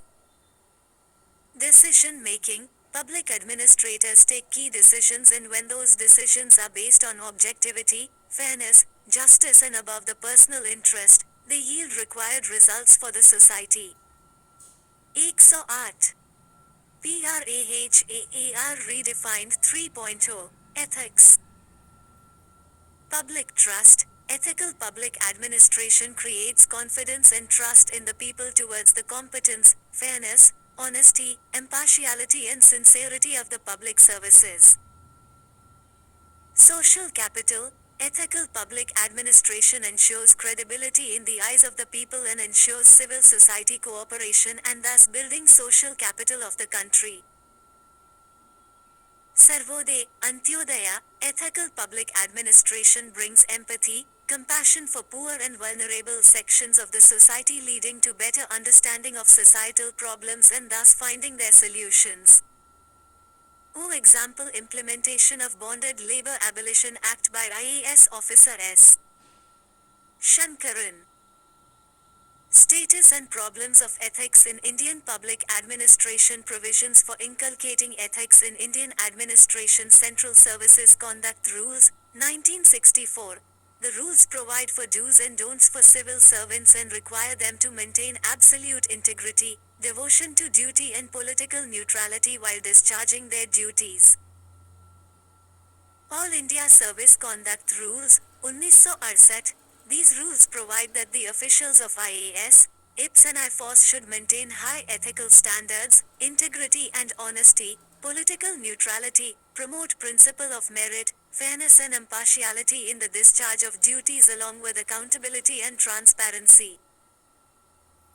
Code of Ethics, 1997. It was the first initiative to introduce Code of Ethics for public servants in India aiming for better governance in India. However, it was not issued for public servants. Ethical issues in Indian administration. Misuse of discretionary powers. Discretionary powers are misused for personal gains and extent favoritism in the administration and public welfare is largely disregarded. Undue importance to rules and regulations. Indian administration gives undue importance to compliance of rules and regulations, which leads to excessive red tapeism and disregard of the justice, fairness etc. and more focus on accountability rather than responsibility in the administration. Poor reward and punishment mechanism. Reward and punishment is determined by favoritism and political nexus disregarding merit in the administration. Lack of communication. Indian administration is characterized by closed communication and limited public contact. Rigid hierarchy within the organizations further hinder communication. Negligence. A public official either does not perform his professional responsibilities or performs them in a delinquent manner, causing damage to the state or community. This is mostly because of the lack of interest that one has in one's duties and responsibilities. Corruption. Bribery and corruption are seen as reward for performance of obligatory work and considered as necessary evil greasing the wheels of the government departments. For example, India has been ranked 85th in Corruption Perception Index, 2021. Evasive tendency. There is lack of initiatives on the part of administrators facing a difficult situation and the problem is evaded by passing the task from one department to another. Patronage. Political patronage plays an important role in appointment of administrators, especially at the higher levels. For example, post-retirement assignments to senior officials to regulatory and other bodies are largely done on the basis of political patronage. Excessive security. Article 311 of the Constitution provides excessive security to public servants and this reduces the enforcement of accountability. Ill-conceived goals. When incentives are given for achievement of any goal but they promote a negative behavior. Observations of Second Administrative Reforms Commission, ARC, with respect to ethical issues in Indian administration, corruption is a matter of concern particularly at the cutting-edge levels of bureaucracy. Perceptible lack of commitment in public servants towards redressal of citizens' grievance. Red tapeism and unnecessary complex procedures add to hardship of citizens. Government servants are rarely held to account and complaints to higher authorities usually go unheeded. Attitude of many public functionaries is one of arrogance and indifference. Frequent transfer of officers reduces their effectiveness and also dilutes their accountability. Nexus between politicians and bureaucrats.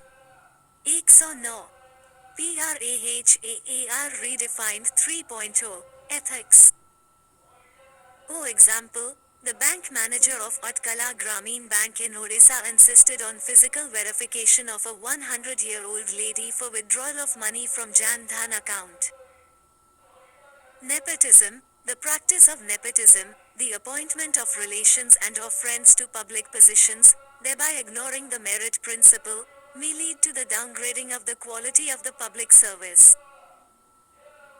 Lack of compassion, indifference towards the feelings or the convenience of individuals and by an obsession with the binding and inflexible authority of departmental decisions, precedents, arrangements or forms, regardless of how badly or with what injustice they work in individual cases. Overvaluing outcomes, it is about giving more importance to the end result and not to the process.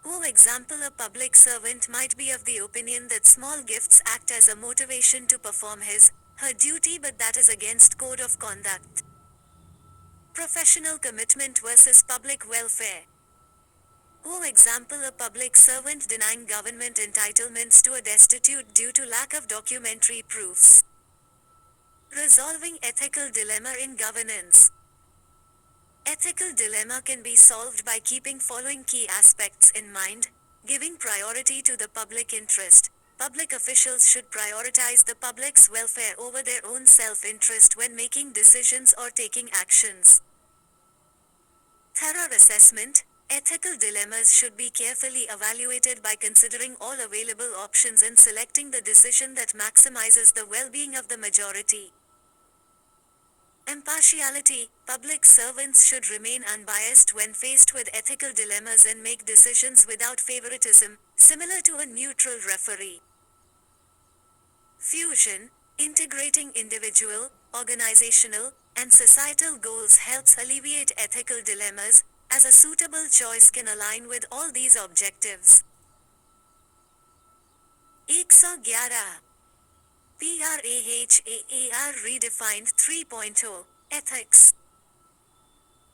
The rule of law and legality. The rule of law is essential in politics and society, and adhering to the principles of legitimacy is crucial when exercising authority. The law sets the minimum ethical standard and aids decision-making during ethical dilemmas. Ethical concerns in private institutions. Business ethics applies to all aspects of a business conduct and is relevant for conduct of individuals in the entire organization. Although fundamentals remain the same, it varies from organization to organization. Individuals of an organization might find themselves in a conflicting situation. For example, an honest salesman might have to sell a defective medical product which might affect the patient's health. It gives rise to a number of ethical concerns in a private organization, such as conflict of interest arises when an individual is involved in multiple interests. For example, BCCI ethics officer served a notice on conflict of interest to Rupal Gurunath as the president of Tamil Nadu Cricket Association as well as director of India Cements Limited, the parent company of Chennai Super Kings. She has been found guilty of indirect conflict of interest for ICL's close association with Chennai Super Kings Cricket Limited, CSKCL. Excessive competition in the market often forces people for unethical practices like insider trading and manipulation of share prices. It is also when personal interests take precedence over the organizational and the shareholders' interest.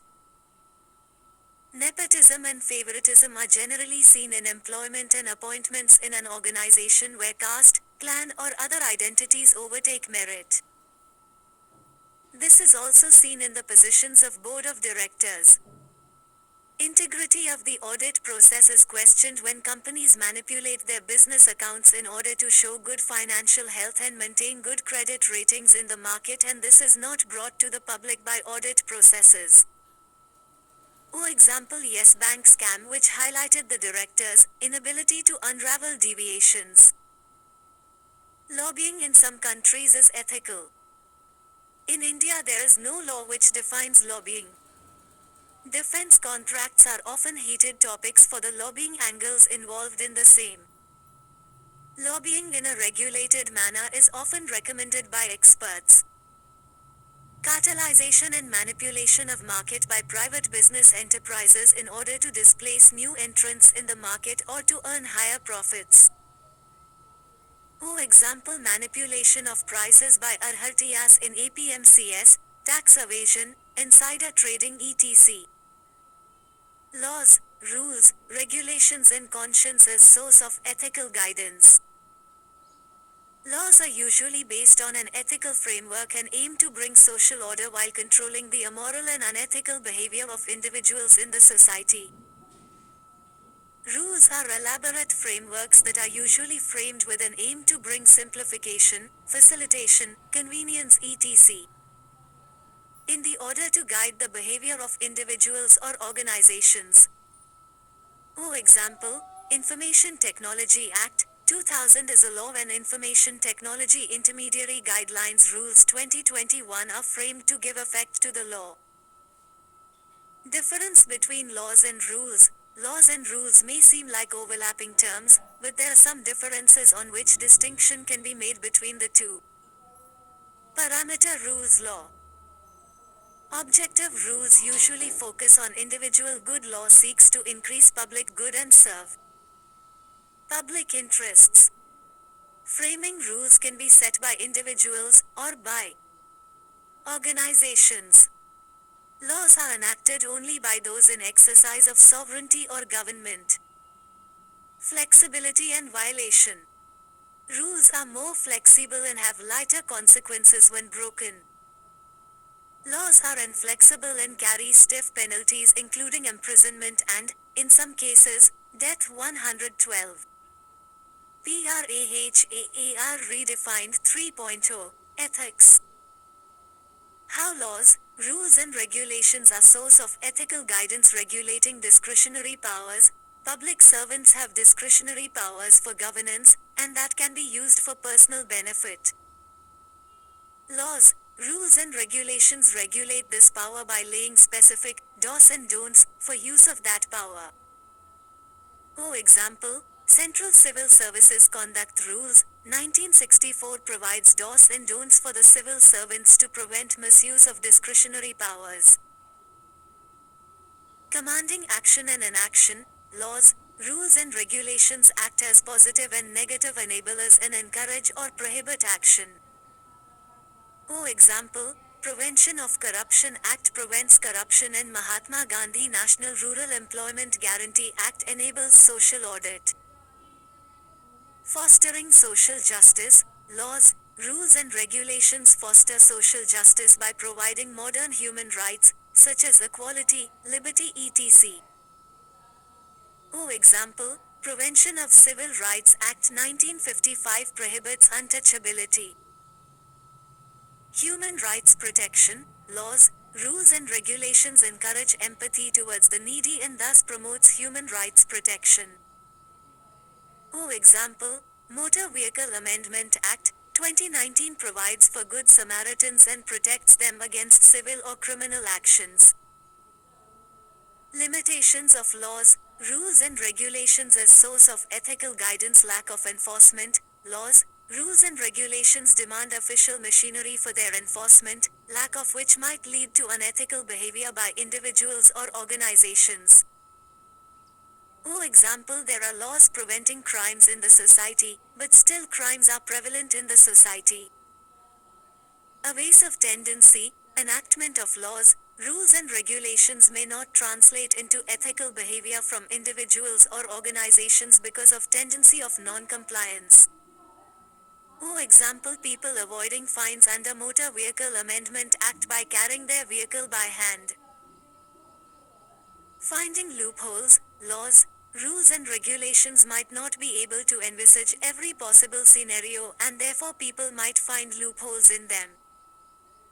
Example, tax evasion by finding loopholes in the Income Tax Act.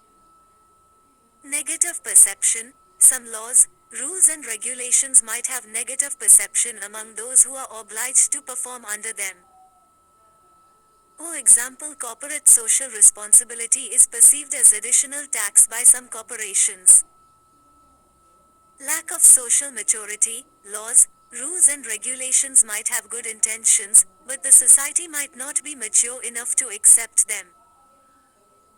Example, opposition to triple talaq law by some sections of Muslim society, opposition to the Supreme Court verdict on Shabarimala case by some sections of Hindu society.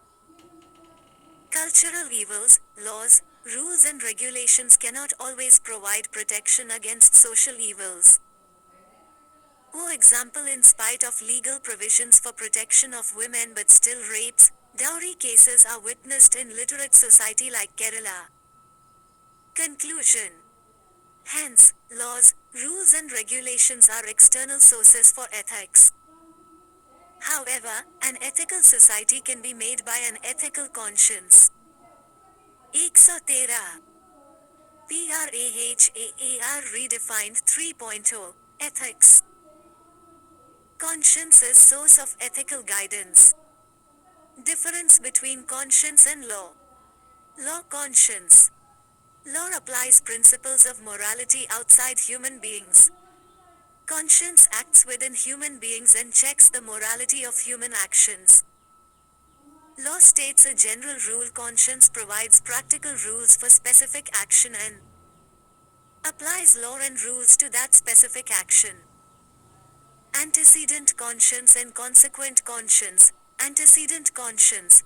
Antecedent conscience is that which acts as a guide to future actions, prompting to do them or avoid them. Example, a person stops at a red signal because of prospective remorse. In ethics, an antecedent conscience which is a guide to our future actions is more important.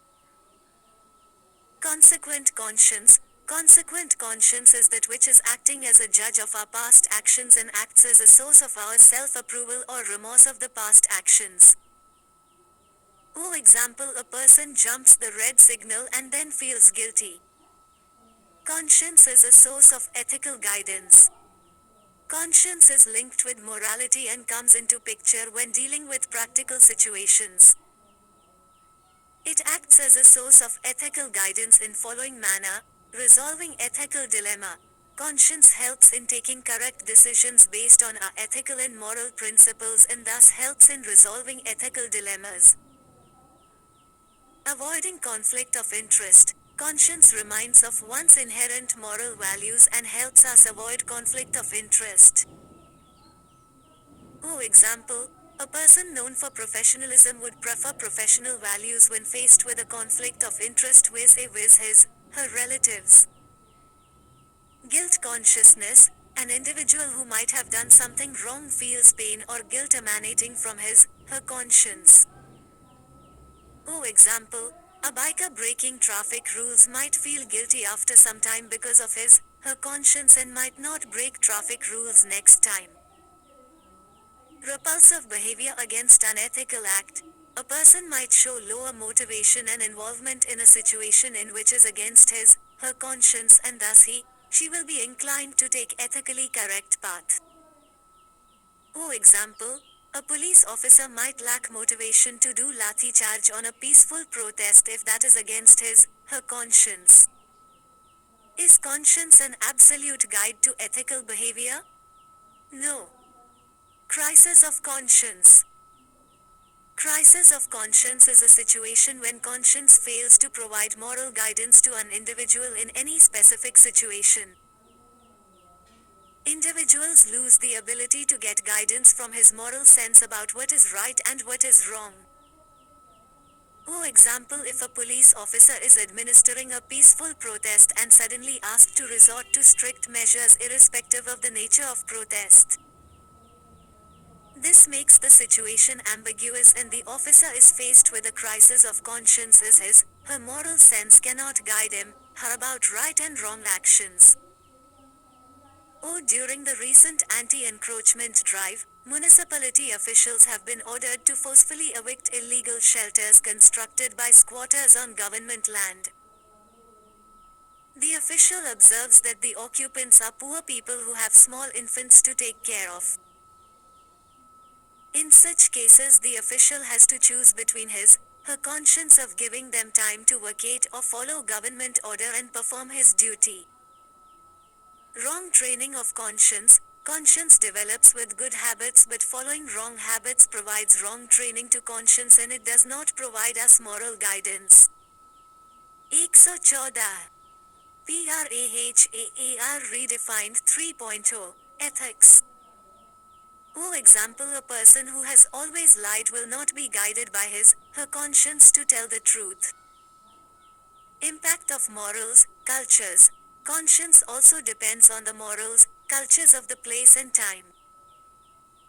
Example, a person's conscience towards his behavior towards females would not provide ethical guidance if he has been brought up in a patriarchal environment.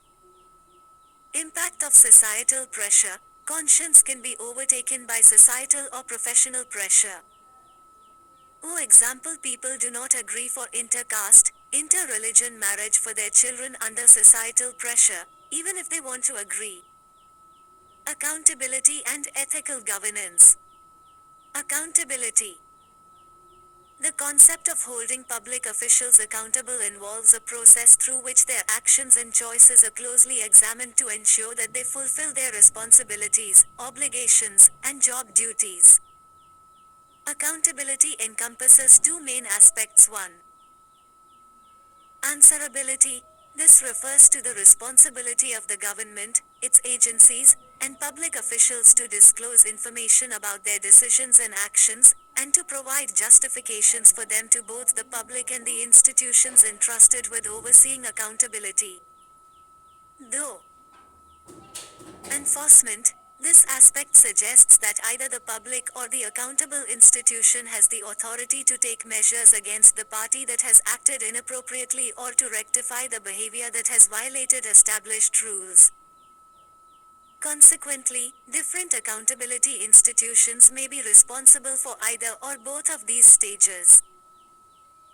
Need of accountability. Answerability. It prevents the public services from turning into tyrants as they are held answerable to their deeds and misdeeds. Avoids conflict of interests. Setting accountability clearly demarcates the area of one's actions where he or she is required to act. Public interest. The first and last beneficiary of public service is the public, as the public services are required to act in the interest of the public and they are answerable for their actions. Justice or equality promotes justice, equality, and egalitarianism because public servants are required to realize these constitutional ideals and at the same time, they are answerable for their actions.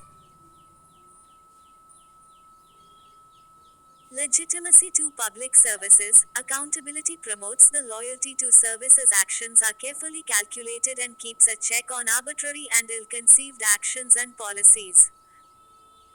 Ways of ensuring accountability. Capacity building of stakeholders to question the public officials about their discharging of official duties. Example the concept of social audit under MGNREGA. Also, effective implementation of laws like Prevention of Corruption Act should be ensured. By promoting transparency, through effective implementation of RTI in full earnest, especially the proactive disclosure, then public officials would be more careful to function strictly according to the spirit of the law and constitution. Secondly, it would educate the people about their rights, entitlements and how to question their fulfillment. The independence and effective role of judiciary is crucial for upholding the rule of law in India, thus various steps like memorandum of procedure, e-courts among others should be promoted. The final expression of accountability in a democracy is through the medium of periodic elections, which is an instrument for punishing and rewarding the government of the day, and therefore, serves as an ultimate instrument of accountability. The electoral reforms and democratic majority of people is the ultimate bulwark of accountability. Types of accountability. Horizontal accountability. It is the capacity of state institutions to check exploitations by other public agencies and branches of the government. External, outside the executive, parliament, judiciary, Lokpal, controller and auditor general, central. Vigilance Commission 115. PRAHAAR redefined 3.0. Ethics. Internal, within the executive. Superior officers, reward and punishment, disciplinary procedures, performance management system, internal audit, grievance redressal mechanism. Vertical accountability. These are the means through which standards of good governance are enforced by the citizens, mass media and civil society on the bureaucrats. Parliament is also an important forum for vertical accountability. Political accountability. It refers to the accountability that is established in the form of individual ministerial responsibility. Social accountability. It is society-driven horizontal accountability that relies on civic engagement, and ordinary citizens and civil society organizations participate directly or indirectly to enforce accountability of officials. Institutions and mechanisms that promote accountability. Outside the state, vertical; within the state, horizontal. To the people through elections, through RTI Act; to citizens, citizen oversight committees, civil society watchdog bodies, media service delivery surveys, citizens charters, integrity pacts, citizen report cards; through whistleblower act. External, outside the executive, parliament, judiciary, Lokayukt, CAG, CVC; internal, within the executive, or superior officers or rewards, punishments or disciplinary procedures or performances management system, CBI, police, vigilance; internal audit, grievances, redressal mechanisms, Prevention of Corruption Act, Official Secrets Act, e-governance mechanisms, Pragati, NE GPETC. Significance of accountability in governance. Democratic governance. Accountability ensures democratic governance in the country, where officials are directly or indirectly responsible to the people and not only to their superiors only. Public trust. Accountability ensures officials are made answerable for their actions for any wrongdoing. This improves public trust, confidence, cooperation and coordination in the government performance. Clarity. Accountability also requires clear specification of tasks to be performed, time frame for the task, and also financial and other resources available at disposal, against which an official is held accountable. This improves governance. Administrative irregularities. Accountability prevents administrative irregularities and improper implementation of government policies and programs, and thus helps improve governance. Remedial measures. Accountability ensures that officials are held liable for any wrongdoing and remedial action can be taken.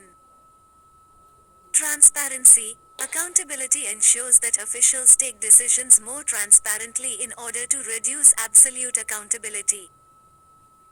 This makes citizens stakeholders in governance. Feedback mechanism. Accountability also generates a feedback mechanism that ensures that the feedback from beneficiaries reach the decision makers.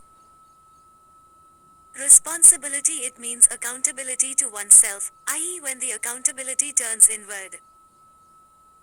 It is a moral concept, where a person feels answerable to oneself for all his actions, even if it is not covered by any law. It is more enduring than accountability, because it is based on ethical reasoning, and the person would always do the right thing, even if nobody is there to watch his action, as he holds himself answerable to oneself. Here the person takes ownership of one's actions and decisions. Exo Sola. PRAHAAR redefined 3.0. Ethics. Difference between accountability and responsibility. Responsibility refers to being in charge of certain duties which are expected to be performed by virtue of being in a certain position. Accountability is one step ahead. It includes answerability, i.e., being liable for the outcomes achieved due to performance of the duty. Therefore, accountability can be held on to a person only after the task is done. For example, a judge is responsible for delivering a judgment, but is not accountable if the outcomes are not as expected. ADM is both responsible as well as accountable for ensuring compliance with right to education in her district. In individualistic terms, responsibility can also refer to what one expects of oneself or the others. To be morally responsible for something, is to be worthy of a particular kind of reaction, such as praise or blame in pursuance of the act. For example, helping a destitute is a responsibility of the affluent and empathetic. However, they cannot be held accountable for not helping them. They can be condemned, if one wishes so. Governance, good governance and ethical governance. According to the UNDP, governance is the exercise of political, economic and administrative authority to manage a country's affairs. According to the World Bank, good governance refers to the manner in which power is exercised in the management of a country's economic and social resources for development. 8 Principles of Good Governance by United Nations, or participation. People should be able to voice their opinion and become part of governance, including men and women, vulnerable sections of society etc.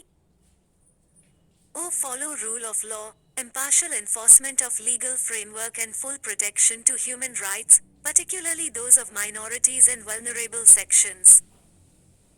O. Consensus-oriented, it requires mediation of different interests to meet the best interests of a community.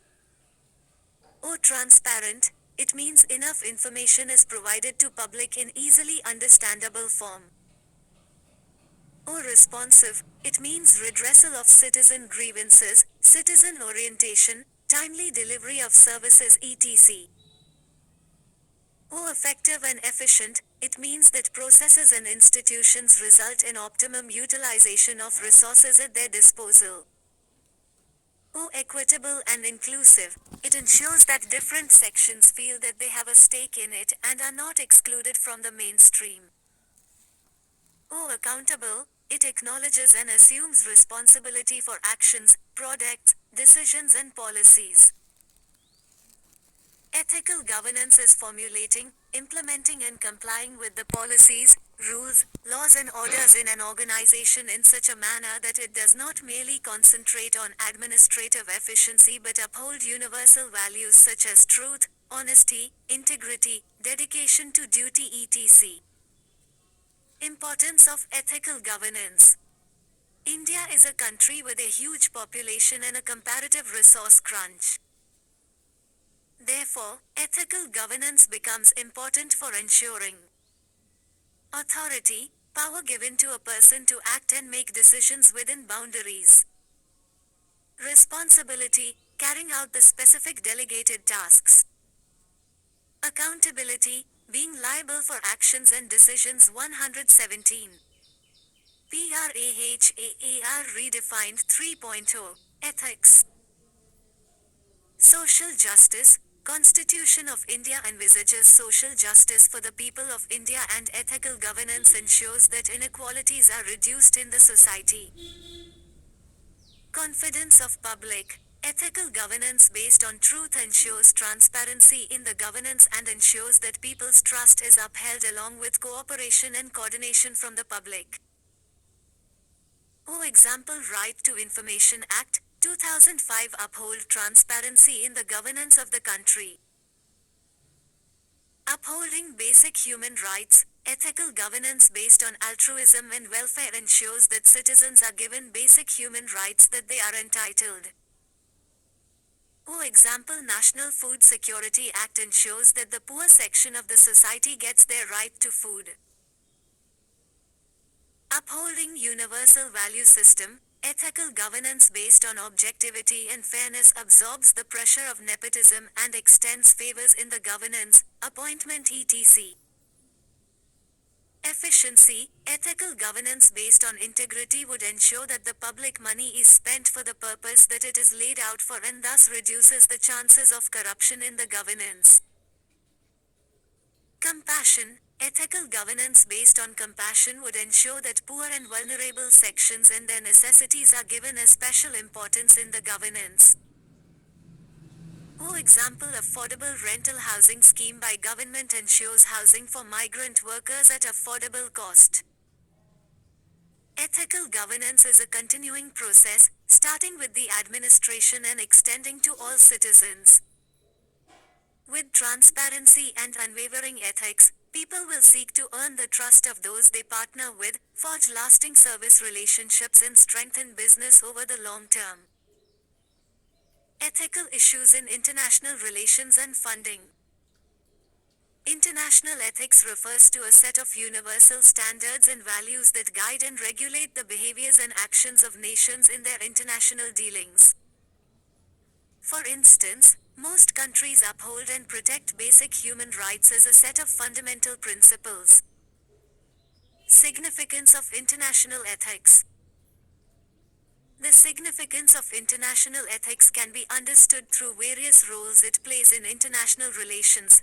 Responsibility. Ethics ensures that affluent and developed countries contribute to the progress of less developed countries, making them accountable for human development in these nations as well. Example: the Paris Climate Change Agreement and the concept of common, but differential responsibilities in mitigating climate change. Humanitarian ethics. Ethics guarantees that advancements in science, defense, and security, as well as cooperation between countries in these areas, do not impede human rights. For instance, countries imposing restrictions on the end use of weapons through organizations like the Missile Technology Control Regime, MTCR, Australia Group, and the Nuclear Suppliers Group. 118 PRAHAAR Redefined 3.0 Ethics. Compassion. Ethics fosters compassion in international relations, prompting countries to stand in solidarity with each other during challenging times.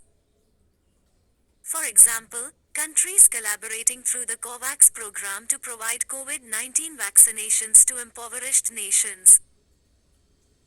Peace and harmony. Ethics ensures that global affairs are conducted in a manner that promotes peace, harmony, and equality among nations. The establishment of the United Nations serves as an example of an effort to maintain peace worldwide. Legitimacy. Ethics grants legitimacy to countries, but it can also revoke legitimacy based on their actions. The Taliban in Afghanistan, for instance, lacks international legitimacy due to its violation of human rights. Human rights protection. Ethics drives countries to work towards safeguarding human rights rather than solely pursuing their narrow national interests. Cooperation among nations in addressing refugee crises exemplifies this commitment. Solutions to global problems. Ethics encourages countries to cooperate in addressing global problems rather than pursuing short-term goals solely for their own interests. Cooperation among countries in combating terrorism serves as an example.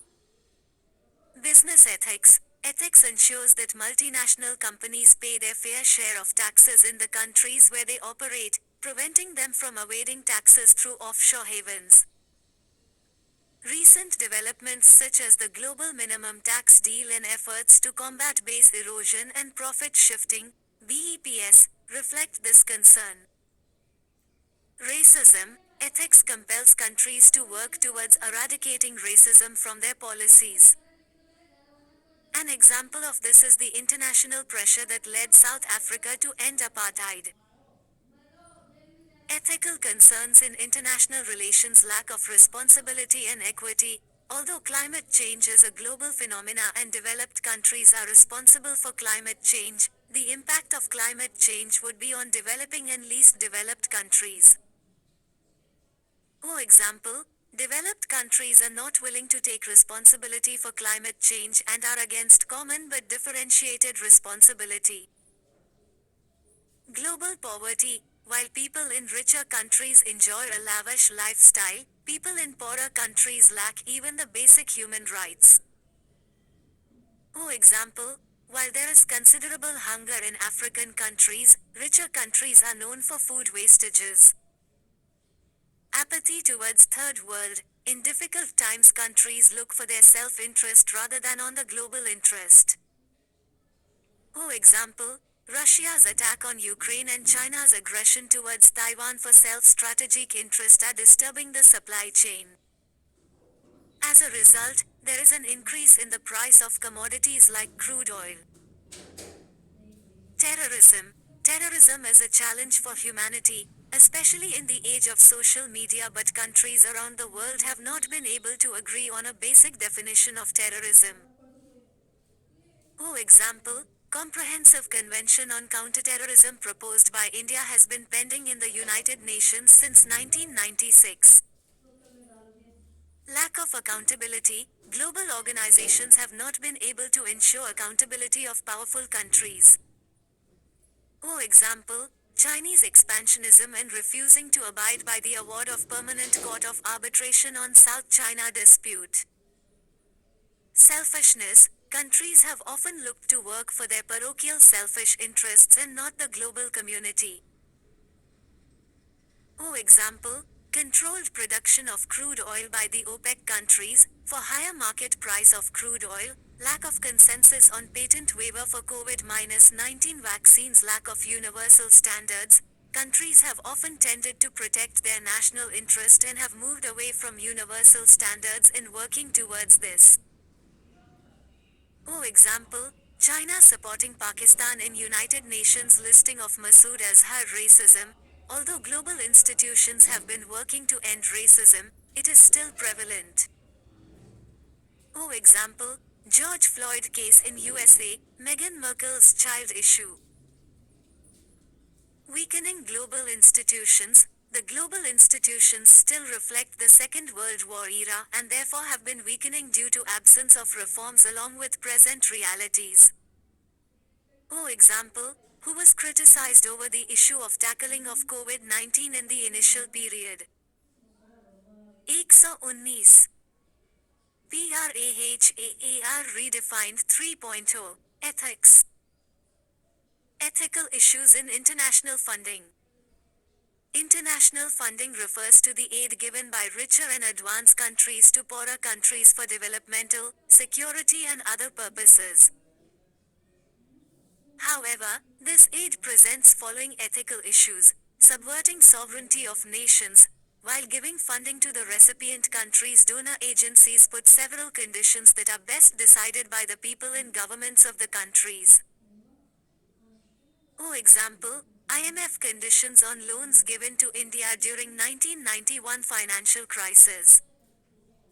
Exploiting compulsion. Countries often exploit the compulsion of the recipient countries to further their own interest.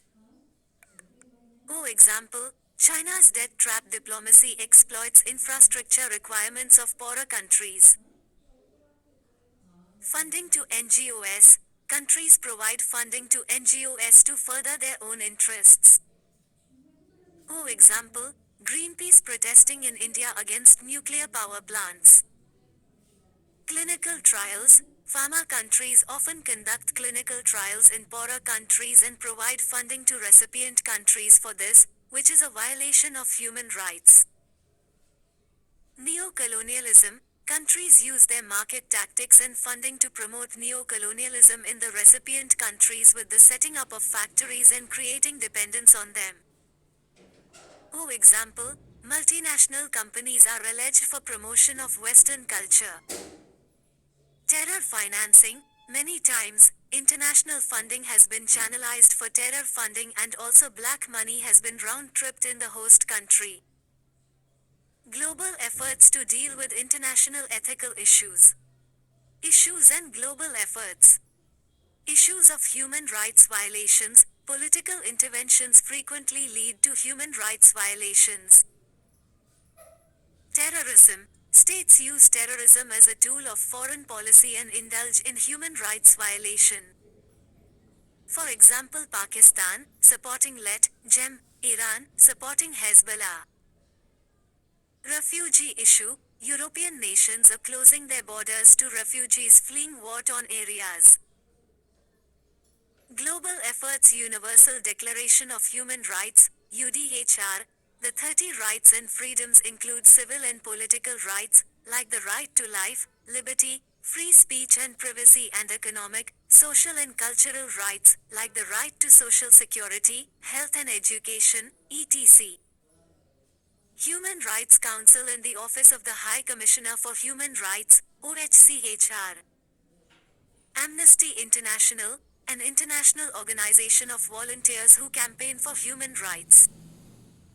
This organization brings out independent reports on the violation of human rights all over the world. Efforts of countries like India and Bangladesh to provide shelters and aid for Rohingya refugees. Humanitarian approaches extended by the world to reduce hardship in Afghanistan related to food shortages and other essential items. United Nations peacekeeping army are sent to establish peace and harmony in the conflict zone. Climate change issues, international equity concerns, countries that are least responsible for climate change and have the least economic capacity to fight the effects of climate change are the most affected ones. For example, Marshall Islands.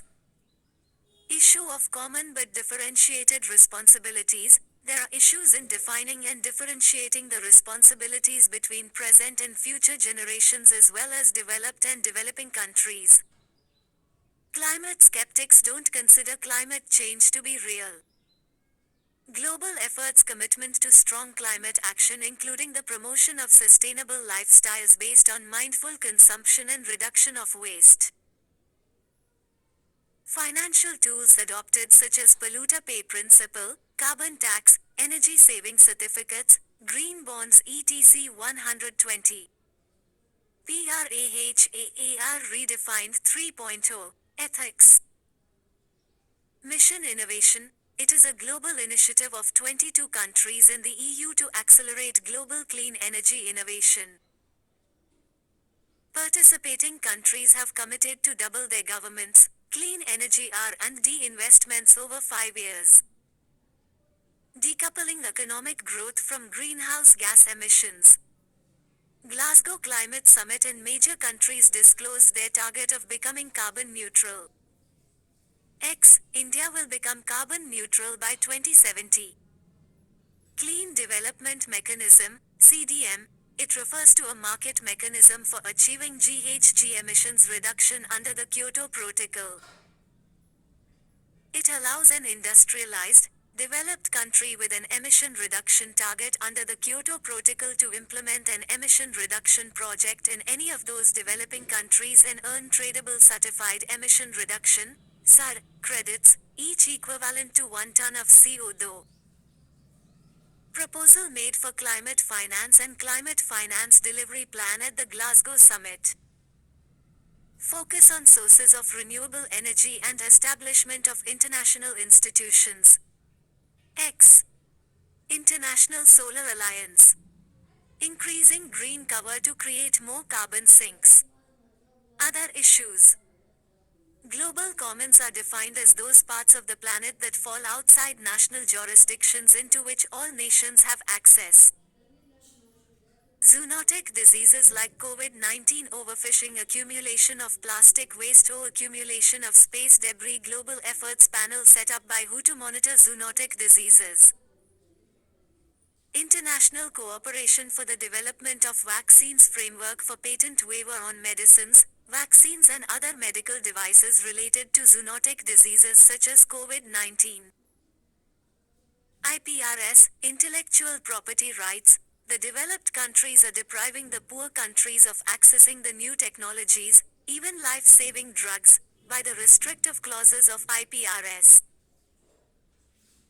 It is essential to determine whether it is justifiable for a country to defend its IPRS on commercial grounds or it should share technology for the greater interest of humanity. Global efforts guidelines set up by WTO regarding enforcement of IPRS. Invoking of compulsory licensing clauses in the case of emergency. Conclusion. International ethics is a set of universal values that governs the actions and behaviors of nation-states. In international relations, the state is called an actor. Hence, all decisions should protect and further the national interests of the state, Machiavellian ethics, but it should also be seen as ethical. Corporate governance. According to the Cadbury Committee, corporate governance is the system by which companies are directed and controlled. It is a set of systems, processes and principles which ensure that a company is governed in the best interest of all stakeholders. It is about promoting corporate fairness, transparency and accountability. Importance of corporate governance. Good corporate governance benefits not only the company but also the environment around it in the following way. Ek do ek. PRAHAAR redefined 3.0. Ethics. Premium. Well-governed companies across the world command a premium of anywhere between 10 to 40% more than their not so well-governed counterparts. Foreign investment. Good corporate practices based on transparency and sound business principles attract foreign investment, which is much more liberalized now. Weak corporate laws. A good firm level governance often makes up for weaknesses in a country's corporate laws or the enforcement of such laws as such organizations uphold the values such as integrity, fairness, honesty, transparency etc. Vulnerable to corruption. Often scandals and fraud within a company become more likely where directors and senior management do not have to comply with a formal governance code.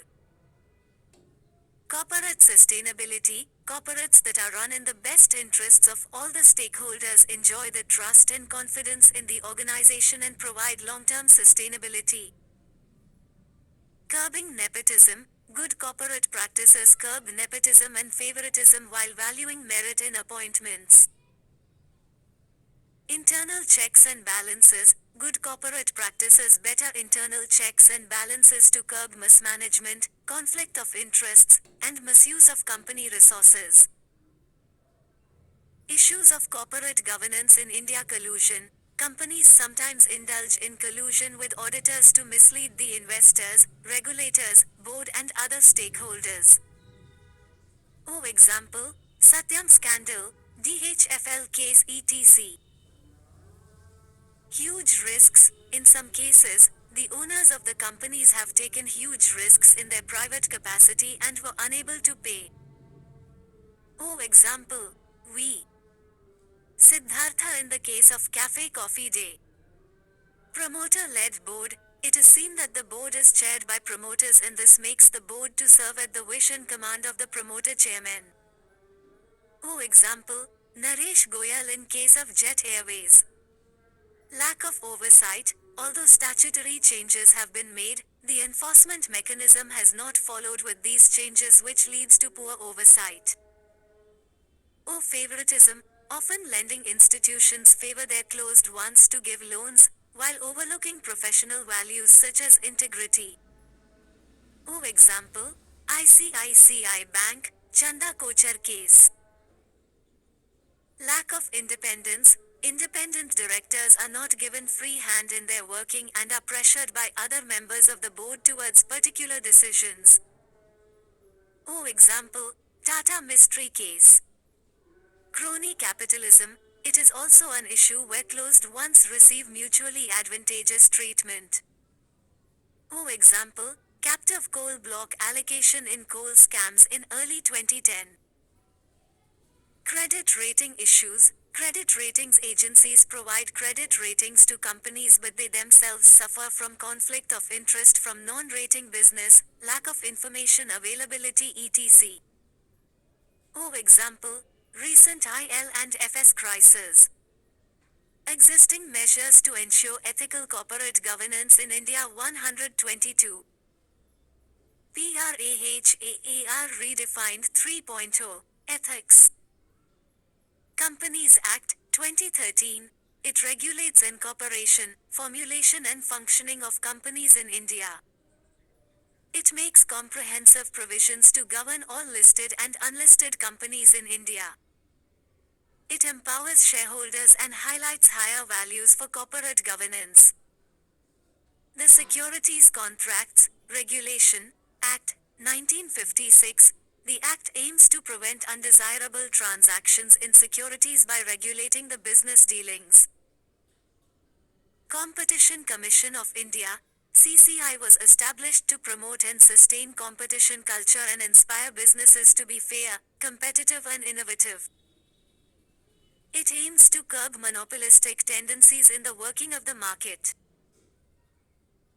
National Company Law Tribunal, established under Companies Act, 2013, it deals with the corporate disputes of civil nature. It is also the adjudicating authority under the Insolvency and Bankruptcy Code.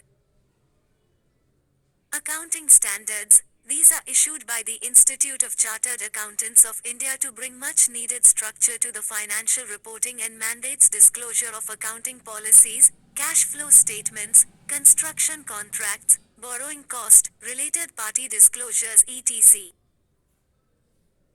Securities and Exchange Board of India, SEBI, guidelines, SEBI being the regulatory authority, having jurisdiction over listed companies, issues regulations, rules and guidelines to companies to ensure protection of investors.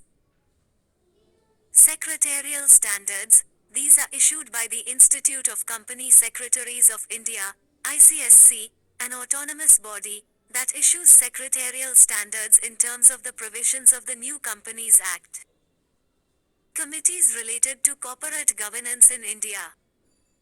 Kumar Mangalam Birla Committee Report, 2000. The report made certain mandatory recommendations for listed companies with a paid-up share capital of 3 crore or more. These recommendations include, the board of directors should have an appropriate mix of executive and non-executive directors. The audit committee should consist of 3 independent directors. The establishment of a remuneration committee. The board should hold a minimum of 4 meetings. Shareholders should be provided with information regarding investments. Naresh Chandra Committee Recommendations, 2002. The committee presented its report on corporate governance and audit in November 2002. The committee made the following recommendations. Certain non-audit services, such as valuation services and internal audit, should be prohibited for audit clients. There should be compulsory rotation of auditors, with audit partners and at least 50% of the team members being rotated every 5 years. Audit firms should provide an annual certification of independence to the audit committee or board of directors before agreeing to the terms of the audit engagement. Narayan Murthy Committee Recommendations, 2002. The committee focused on the responsibilities of the audit committee, the quality of financial disclosure, and the requirement for boards to assess and disclose business risks in annual reports. The key mandatory recommendations include, strengthening the responsibilities of audit committees, including the requirement for at least one member to be financially knowledgeable and another member to possess accounting or related financial management proficiency. Improving the quality of financial disclosures, especially those related to related party transactions. Uday Kotak Committee Recommendations. The committee made several recommendations for corporate governance in top 500 listed companies, including, separation of the roles of chairperson and CEO MD. Imposing a maximum limit of 8 directorships for an individual. Requiring at least half of the board members in listed companies to be independent directors. 123. PRAHAAR Redefined 3.0, Ethics. Mandating minimum qualifications for independent directors and disclosing their relevant skills. Granting powers to SEBI, Securities and Exchange Board of India, to provide immunity to whistleblowers. Suggesting that public sector companies should be governed by listing regulations rather than nodal ministries. Enhancing disclosure requirements, such as full disclosure of fund utilization, auditor credentials, audit fees, etc. Corporate social responsibility. According to the World Business Council for Sustainable Development, corporate social responsibility is the continuing commitment by business to behave ethically and contribute to economic development while improving the quality of life of the workforce and their families as well as of the local community and society at large. Provision of Corporate Social Responsibility under Companies Act, 2013. Section 135 of the Companies Act, 2013, which contains CSR provisions, is applicable to companies, with an establishment of a remuneration and more, ROA net worth of 500 crore Indian rupees and more, ROA net profit of 5 crore INR and more. The Act mandates companies to spend at least 2% of their average net profit in the previous 3 years on CSR activities. Significance for corporate social responsibility moral appeal. It appeals to companies to be good citizens on the lines of Gandhiji's trusteeship principle.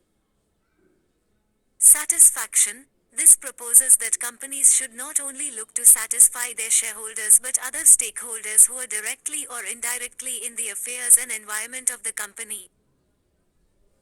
Public image. Companies that under CSR activities tend to enjoy brand value and good public image. Example, Tata Group of Companies.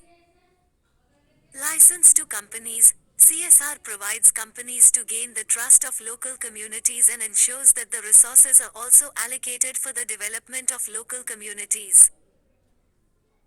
Profitability. CSR activities increase profitability of the company as ethical conduct exerts a growing influence on purchasing decisions of the customers.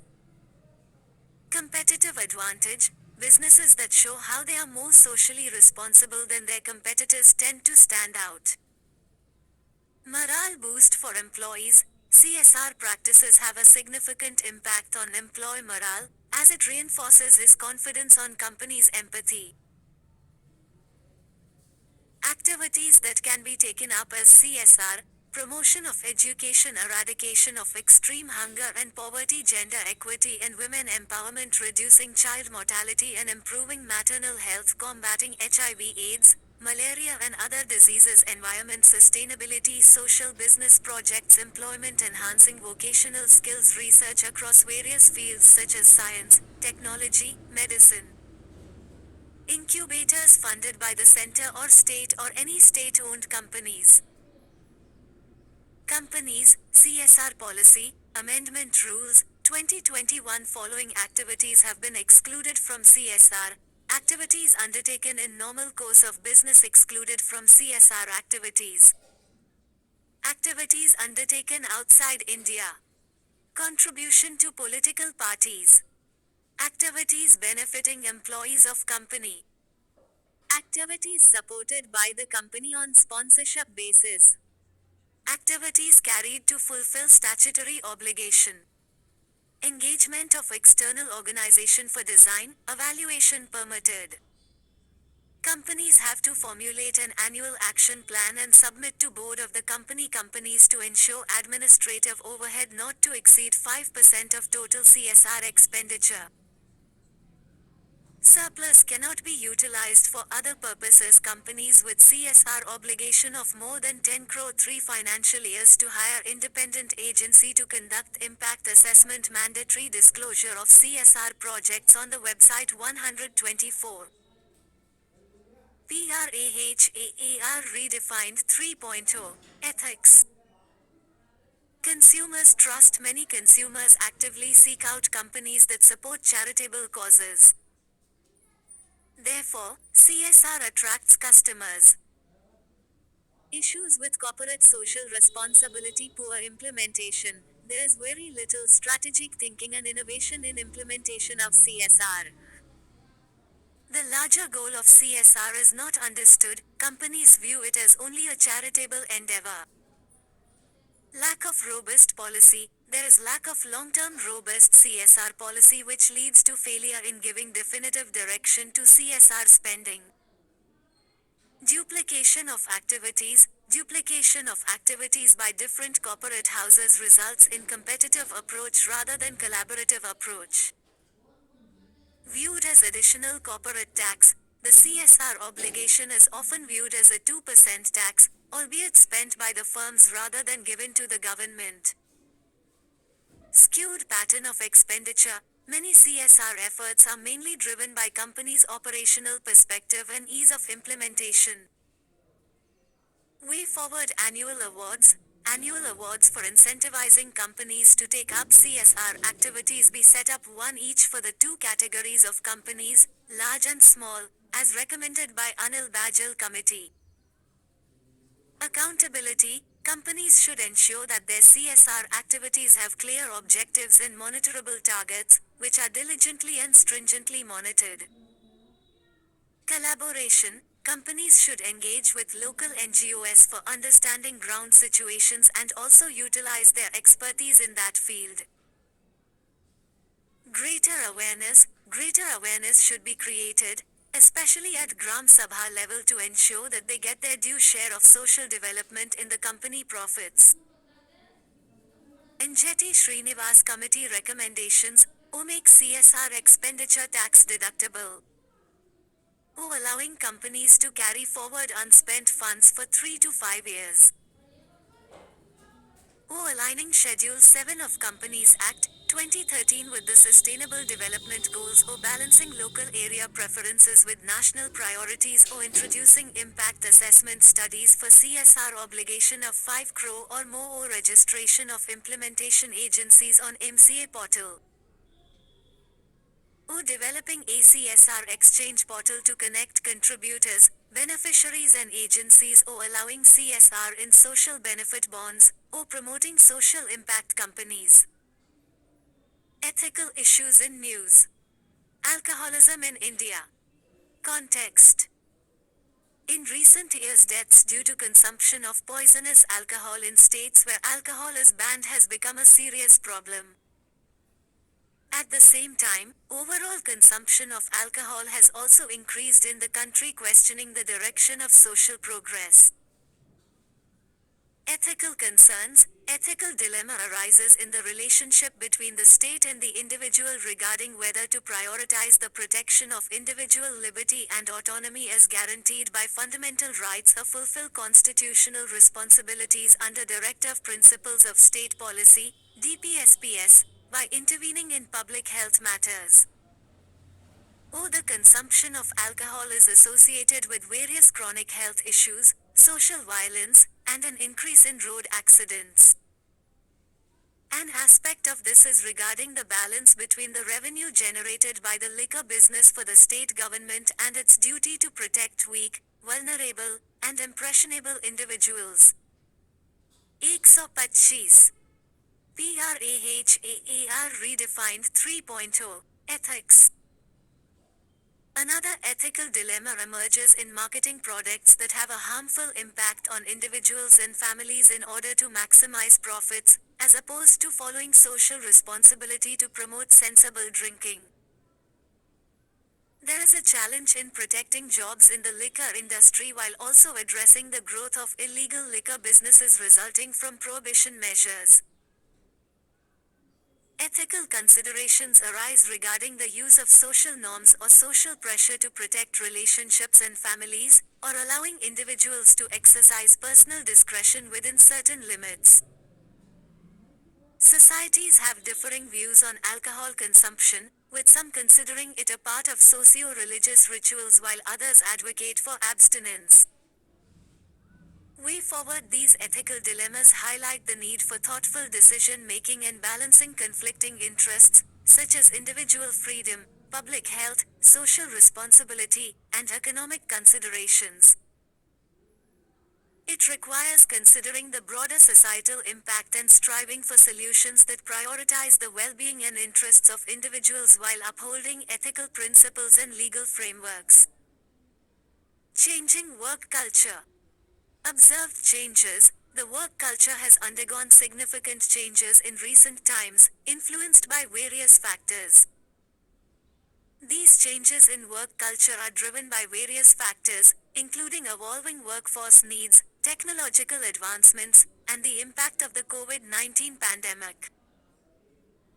Following other major changes, longer work hours, significant rise in remote work, accelerated adoption of automation and artificial intelligence, technology-enabled monitoring, focus on employee well-being and mental health, shift towards remote collaboration and digital tools, need-based interpersonal communication. Consequences. The above-mentioned changes have given rise to new phenomena and trends. Here are some key shifts. Hustle culture. The influence of the startup culture has had a spillover effect on the overall work culture, resulting in the emergence of hustle culture. This culture promotes and encourages employees, workers, or laborers to work more than the standard hours. Work becomes a constant presence in their minds, even during their free time or holidays. Quiet quitting, the blurring of boundaries between work and home, coupled with longer work hours, has given rise to the concept of quiet quitting. This refers to employees who only do the bare minimum at their job, such as leaving work promptly at the end of their shift, demanding extra compensation for additional work, and establishing clear work-life boundaries. Quiet firing. Quiet firing has been a prevalent practice, particularly in large companies. It involves creating an unpleasant work environment and subtly encouraging employees to quit by neglecting them through a lack of feedback or resources. Moonlighting. The combination of remote work and technological advancements has led to an increase in moonlighting, where individuals take on additional jobs or assignments without their employer's knowledge, outside of their regular full-time job, often after office hours. Ethical concerns. The rapid digitization of work processes brings about new ethical challenges.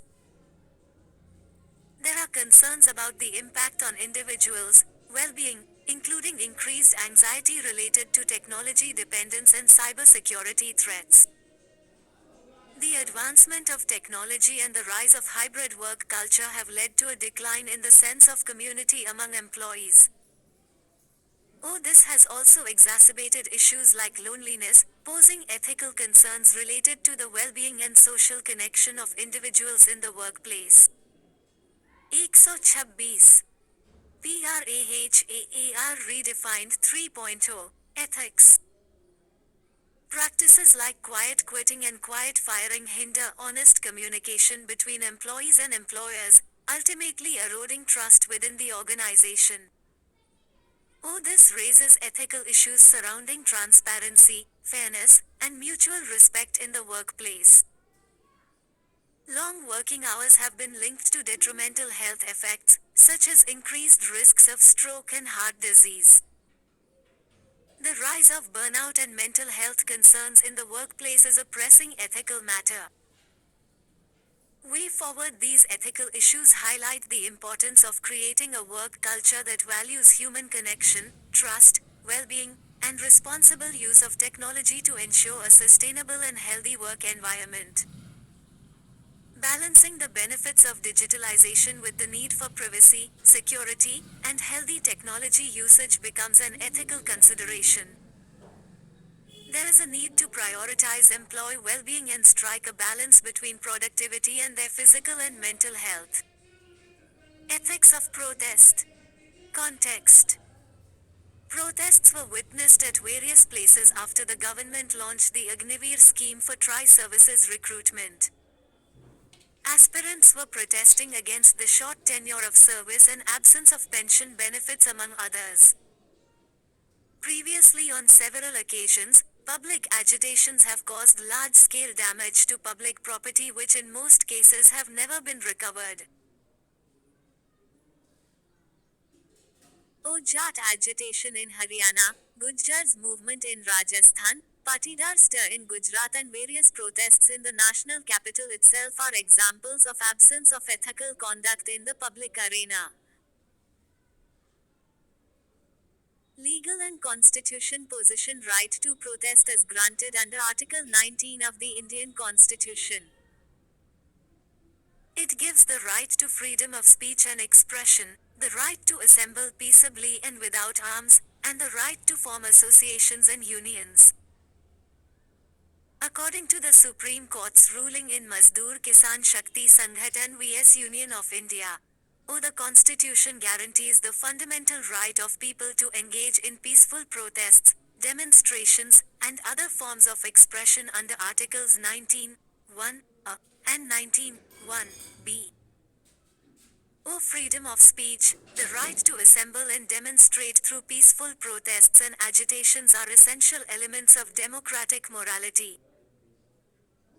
Check on the right to protest. While citizens enjoy the freedom to protest, the Indian Constitution also provides for reasonable restrictions on this right.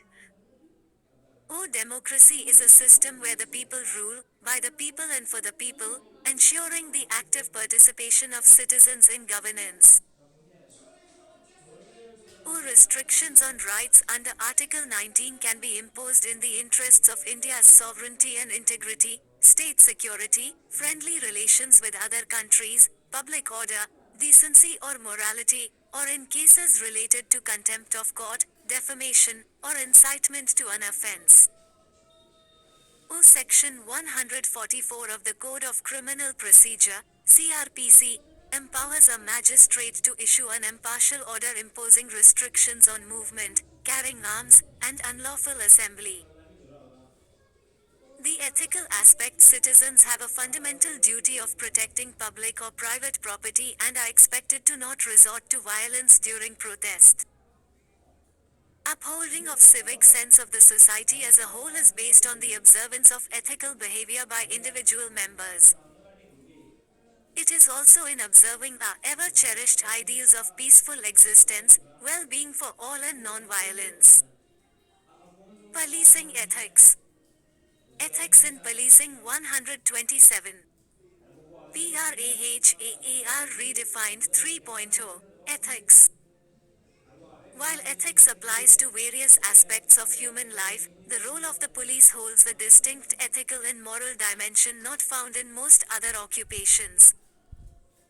Policing ethics encompasses various dimensions such as, the act of protection of life and liberty brings scenarios where a police personnel has to balance the freedom and restrictions at the same time.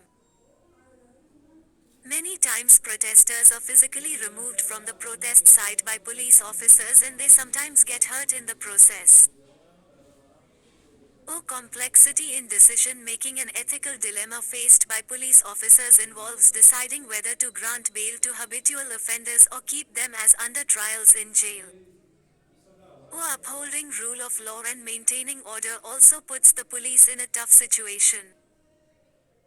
Emotional intelligence. Protection of human rights. Police are expected to use ethical means to reach ethical ends. Political interference and politicization of the police at times obstructs the policing and sometimes puts the resources of the police to misuse by those in power. Law versus ethics. Bilkis Bano case. This debate over law versus ethics came to the fore when in the famous Bilkis Bano case, the Gujarat government released 11 criminals convicted of gang rape and murder, invoking the remission policy. In the post-Godhara riots, Bilkis Bano, a 5 months pregnant lady, was gang raped by neighbors on March 3, 2002, after witnessing the murder of 15 members of her family including her 3-year-old daughter. It is said that in a civilized society, laws should be based on ethical principles. However, in this case, the law was followed strictly in its literal form, neglecting its spirit and raising concerns about its impact on society's ethics. The case of releasing convicts convicted of heinous crimes raised ethical concerns. Key terms: voice of conscience, conflict of interest, bureaucratic morality, ethical dilemmas, crisis of conscience, accountability, social justice, social capital, public trust, Sarvodaya, Antyodaya, ethical literacy, law, rule, conscience, guilt consciousness, social maturity, cultural evils, accountability, responsibility. Previous year questions here. 1. What do you understand by the term, voice of conscience? How do you prepare yourself to heed to the voice of conscience? 2013. 2. What does ethics seek to promote in human life? Why is it all the more important in public administration? 2014. 3. Public servants are likely to confront the issues of conflict of interest. What do you understand by the term conflict of interest, and how does it manifest in the decision making by public servants? If faced with the conflict of interest situation, how would you resolve it? Explain with the help of examples. 2015. 4. Max Weber said that it is not wise to apply to public administration the sort of moral and ethical norms we apply to matters of personal conscience. It is important to realize that the state 201612 PRAHAAR redefined 3.0 ethics.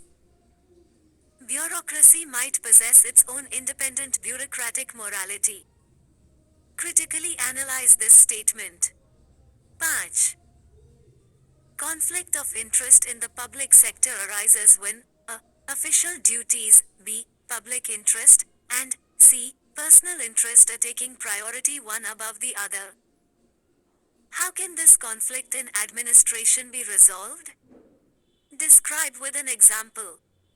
2017 6. Explain the process of resolving ethical dilemmas in public administration. 2018 7.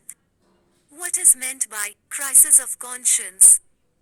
How does it manifest itself in the public domain? 2019 8.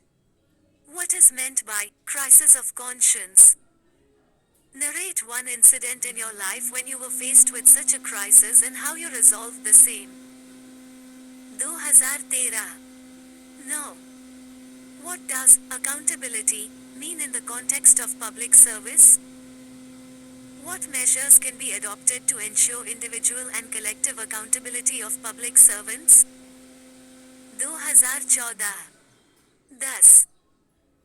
At the international level, bilateral relations between most nations are governed on the policy of promoting one's own national interest without any regard for the interest of other nations. This leads to conflicts and tension between the nations. How can ethical consideration help resolve such tensions? Discuss with specific examples. 2015 11. Strength, peace and security are considered to be the pillars of international relations. Elucidate. 2017 12. The will to power exists, but it can be tamed and be guided by rationality and principles of moral duty. Examine this statement in the context of international relations. 2020 13.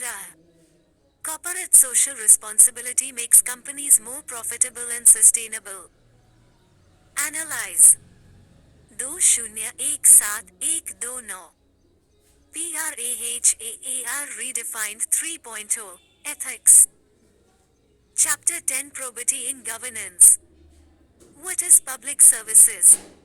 It implies the delivery of goods and services by the government institutions to the public. It forms the interface between the citizens and the administration. It is seen as amalgamation of legal and moral obligation of the government. It includes services such as healthcare, education, maintenance of law and order, public utility etc. Availability, affordability and accessibility forms the prime criteria for the success of public service. Probity. Probity literally means the quality of having strong moral principles. Honesty and decency. It is more than avoiding corrupt or dishonest conduct, for it implies values such as impartiality, accountability and transparency. It is regarded as strict adherence to code of ethics. In a democracy, probity espouses the principles of equality before law and respect for the rights and duties of leaders towards their citizens. Probity in governance, it is concerned with procedures, processes and systems rather than outcomes. It is essential for an efficient and effective system of governance and for socio-economic development. Important requisites for ensuring probity in governance are 1. Effective laws, rules and regulations. 2. Effective and fair implementation of these laws. 3. Absence of corruption. Philosophical basis of governance and probity. Indian scriptures like Mahabharata, Ramayana, Arthashastra, Kural, Kadambari, Hitopdesha etc. are replete with philosophical guidance to ensure probity. Chinese philosophers like Confucius, Lao Tse etc. have also given maxims on ethical governance. Three eminent schools of ethics in Western philosophy are 1. According to Aristotle, virtues like justice, generosity etc. benefit the holder of the virtues as well as the society to which he belongs. Though Immanuel Kant makes the concept of duty central to morality. According to him, the knowledge of duty makes a person respect the other person. Theme: the utilitarian viewpoint is based on the greatest happiness of the greatest number. The concept of good governance is illustrated by the World Bank focuses on ethical and moral conduct of the administrators. According to Max Weber, there should be complete separation between the property of the office and personal property of the officer. Objective of probity in governance 1. To ensure governance accountability. Though maintaining the highest level of integrity in government services. Theme: to maintain public trust in the government's decision-making process. 4. To avoid the potential for fraud, misconduct and corruption. 130. PRAHAAR redefined 3.0 Ethics. 5. It is an essential and vital requirement for an efficient and effective system of governance and for socio-economic development. Chair.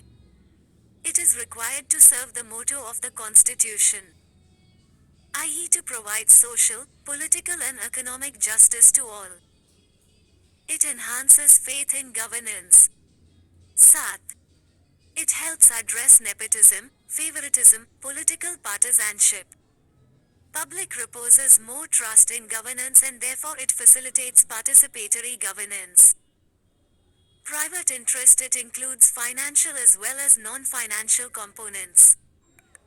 It includes not only the personal, professional or business interests of the officer but also that of friends, relatives and even rivals and enemies. It involves actual or potential financial gain or loss. It can involve property, shares, unpaid debts, some form of gifts or benefits like job opportunity or employment. Public duty: to serve public interest. A public servant has the responsibility to serve the interest of the entire community.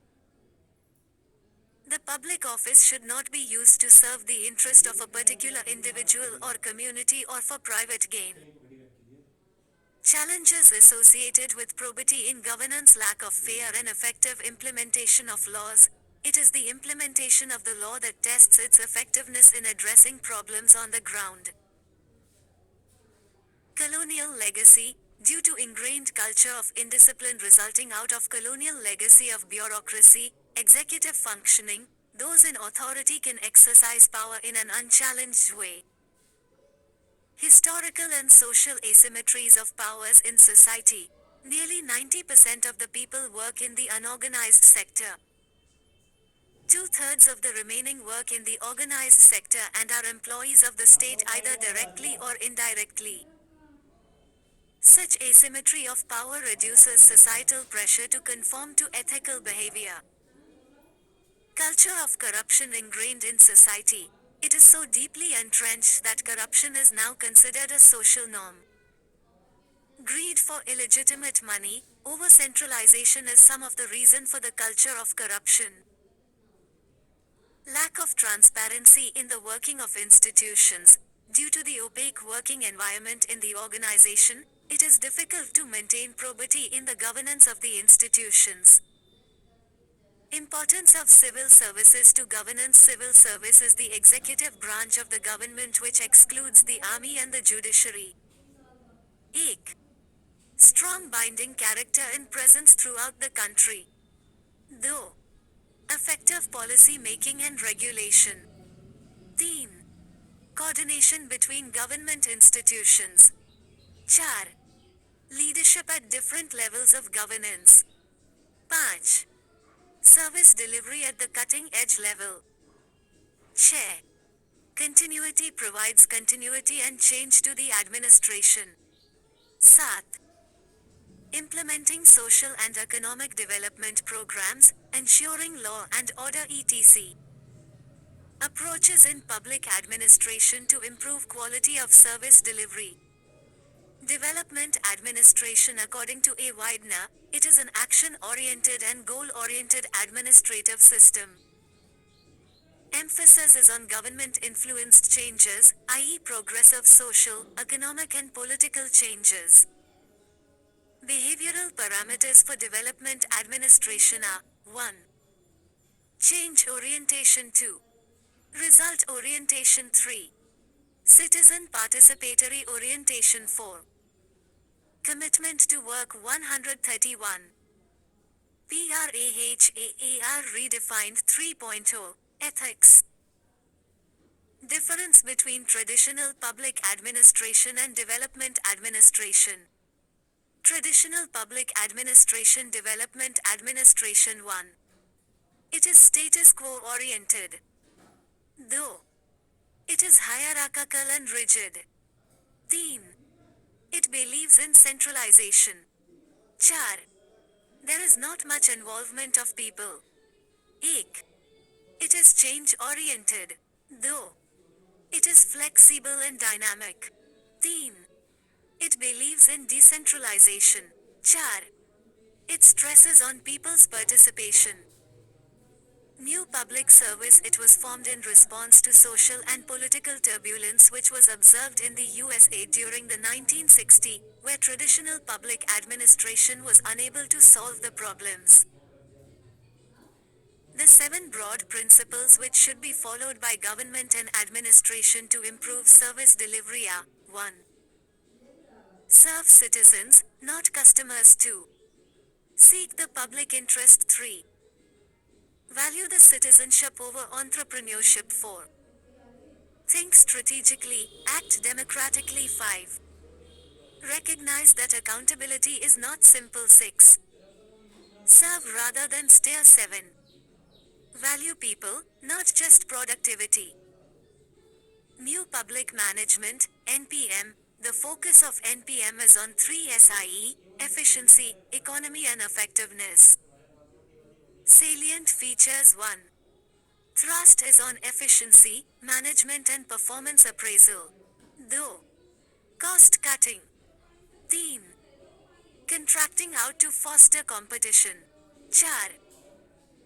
Its management is characterized by output targets, limited term contracts, monetary incentives and freedom to manage. Entrepreneurial government. Osborne and Gabler suggested a 10-point program for entrepreneurial government. Entrepreneurial government. 1. Promote competition between diverse providers of goods and services. Though empower citizens by shifting control out of bureaucracy. Theme. Measure performance through outcomes and not through inputs. 4. Is driven by mission and not by rules and regulations. 5. Redefine clients as customers and offer them choices. 6. Prevent problems rather than curing them. 7. Emphasis is not only on spending money but also spending them. 8. Embraces participatory management. No.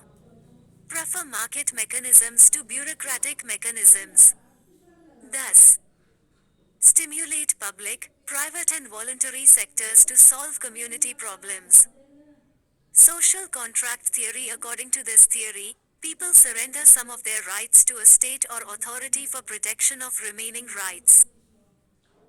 The idea of self-government emanates from this concept. 132. PRAHAAR redefined 3.0. Ethics. Features. The will and not the might is the basis of government. The value of justice or right or might is the basis of all political society. Transparency. About. It is the openness of decision-making process and freedom of information to the public and media. Resolution 59 of the UN General Assembly of 1946 recognized freedom of information as an integral part of freedom of expression. In Kulwal vs Jaipur Municipal Corporation, the Supreme Court said that without the right to information, freedom of speech and expression is futile. Advantages: it leads to careful utilization of funds. Decision making becomes rational and objective. These empower citizens, foster their participation in public affairs, strengthen participatory democracy and usher in people-centric governance. Transparency of information is also seen as significant for motivating citizens to exercise voice power. Voice power is defined as the capacity of citizens to pressurize the frontline officials in ensuring effective delivery of services. It develops friendly relations between the public and the administrators. Institutional means to achieve transparency in administration. Transparency is not just a means to fulfill certain functions but an end in itself. 1. Parliamentary controls. 2. Legislative framework. Example RTI. 3. Ombudsman scheme. Example Lokpal and Lokayukt 4. Independent judiciary 5. E-governance 6. Free press. Issues with respect to transparency in India. Official Secrets Act, OSA. The presence of abundant discretion converts every legal matter into confidential matter. OSA broadly deals with two aspects: O spying or espionage, and O disclosure of secret information of the government. However, the OSA does not define the secret information. The government follows the Manual of Departmental Security Instructions, 1994 for classifying a document as secret. RTI Act. It is the law that gives an ordinary citizen the right to ask questions to the government. It is a tool of participatory democracy which augments good governance and socio-eco service delivery. Whistleblower Protection Act. The Act establishes a mechanism to receive complaints related to disclosure of allegations of corruption or willful misuse of power or discretion against any public servant, and to inquire or cause an inquiry into such disclosure. It allows any person, including a public servant, to make a public interest disclosure before a competent authority, which is yet to be operationalized. Conclusion: therefore, we can say that in a broad sense, transparency refers not only to the level of openness, accessibility and reliability of information but also to style of functioning and the priorities accorded by the government in policy making. Mechanism to ensure probity in India 133. PRAHAAR redefined 3.0 Ethics. Right to Information Act. About RTI was passed in 2005 that heralded an era of transparency from darkness of secrecy which creates elaborate machinery for the supply of information. It consists of Public Information Officers, PIOS, AST. PIOS, Departmental Appellate Authorities, State and Central Information Commissions. The definition of public authorities who are placed under obligation to provide information is also wide. Time period. In normal course, information to an applicant is to be supplied within 30 days from the receipt of application by the public authority. Or if information sought concerns the life or liberty of a person, it shall be supplied within 48 hours. Or in case the application is sent through the Assistant Public Information Officer or it is sent to a wrong public authority, 5 days shall be added to the period of 30 days or 48 hours, as the case may be. Appellate Authority. It caters to the appeals against decisions of the Public Information Officer. O State Information Commission or the Central Information Commission, CIC, their major function is to listen to appeals against the order of the Appellate Authority. Penalties. The Act contains provisions for penalties on those who fail to publish information in the prescribed time limit. Problems with working of the Act. 1. Section 4 of the RTI Act requires suo motu disclosure of information by each public authority. Though Section 8, 1, mentions exemptions against furnishing information under RTI Act. Theme. Frivolous RTI applications have been filed in many cases and the information obtained have been used to blackmail the government authorities. 4. Incompatible laws, or some provisions of Indian Evidence Act, sections 123, 124, and 162, provide to hold the disclosure of documents. Or the Atomic Energy Act, 1912 provides that it shall be an offense to disclose information restricted by the central government. Or the Official Secrets Act, 1923 provides that any government official can mark a document as confidential so as to prevent its publication. 5. Huge pendency of cases. More than 2.2 lakh cases are pending at the Central and State Information Commissions, which are the final courts of appeal under the law. Recent RTI amendment. Following amendments have been made in the RTI Act, term, or earlier, the Chief Information Commissioner and other Information Commissioners was set at 5 years or until they attain the age of 65 years. Or now, the central government will have power to notify the term. It has been notified for 3 years. Salary, or earlier, the salary of Chief Information Commissioner was equivalent to that of Chief Election Commissioner and the salaries of other election commissioners was equivalent to that of Election Commissioner. Or now, the salaries and allowances will be determined by the central government. Appointment, or earlier, the appointment was made by a 3-member committee composed of the Prime Minister, Leader of Opposition in the Lok Sabha and a minister appointed by the Prime Minister. Similar provision was there at the state level. Or now, these powers have been delegated to the central government. The Supreme Court adopted the RTI-friendly rules of the central government for itself. But several high courts framed unfriendly rules, making it almost impossible to get any information. The Supreme Court ruled that no information about a government employee could be disclosed unless the information seeker could prove that it was in public interest. 134. PRAHAAR redefined 3.0, Ethics. RTI and the Judiciary. In the Subhash Agrawal case, the Supreme Court declared the office of the Chief Justice of India as a public authority under the RTI Act.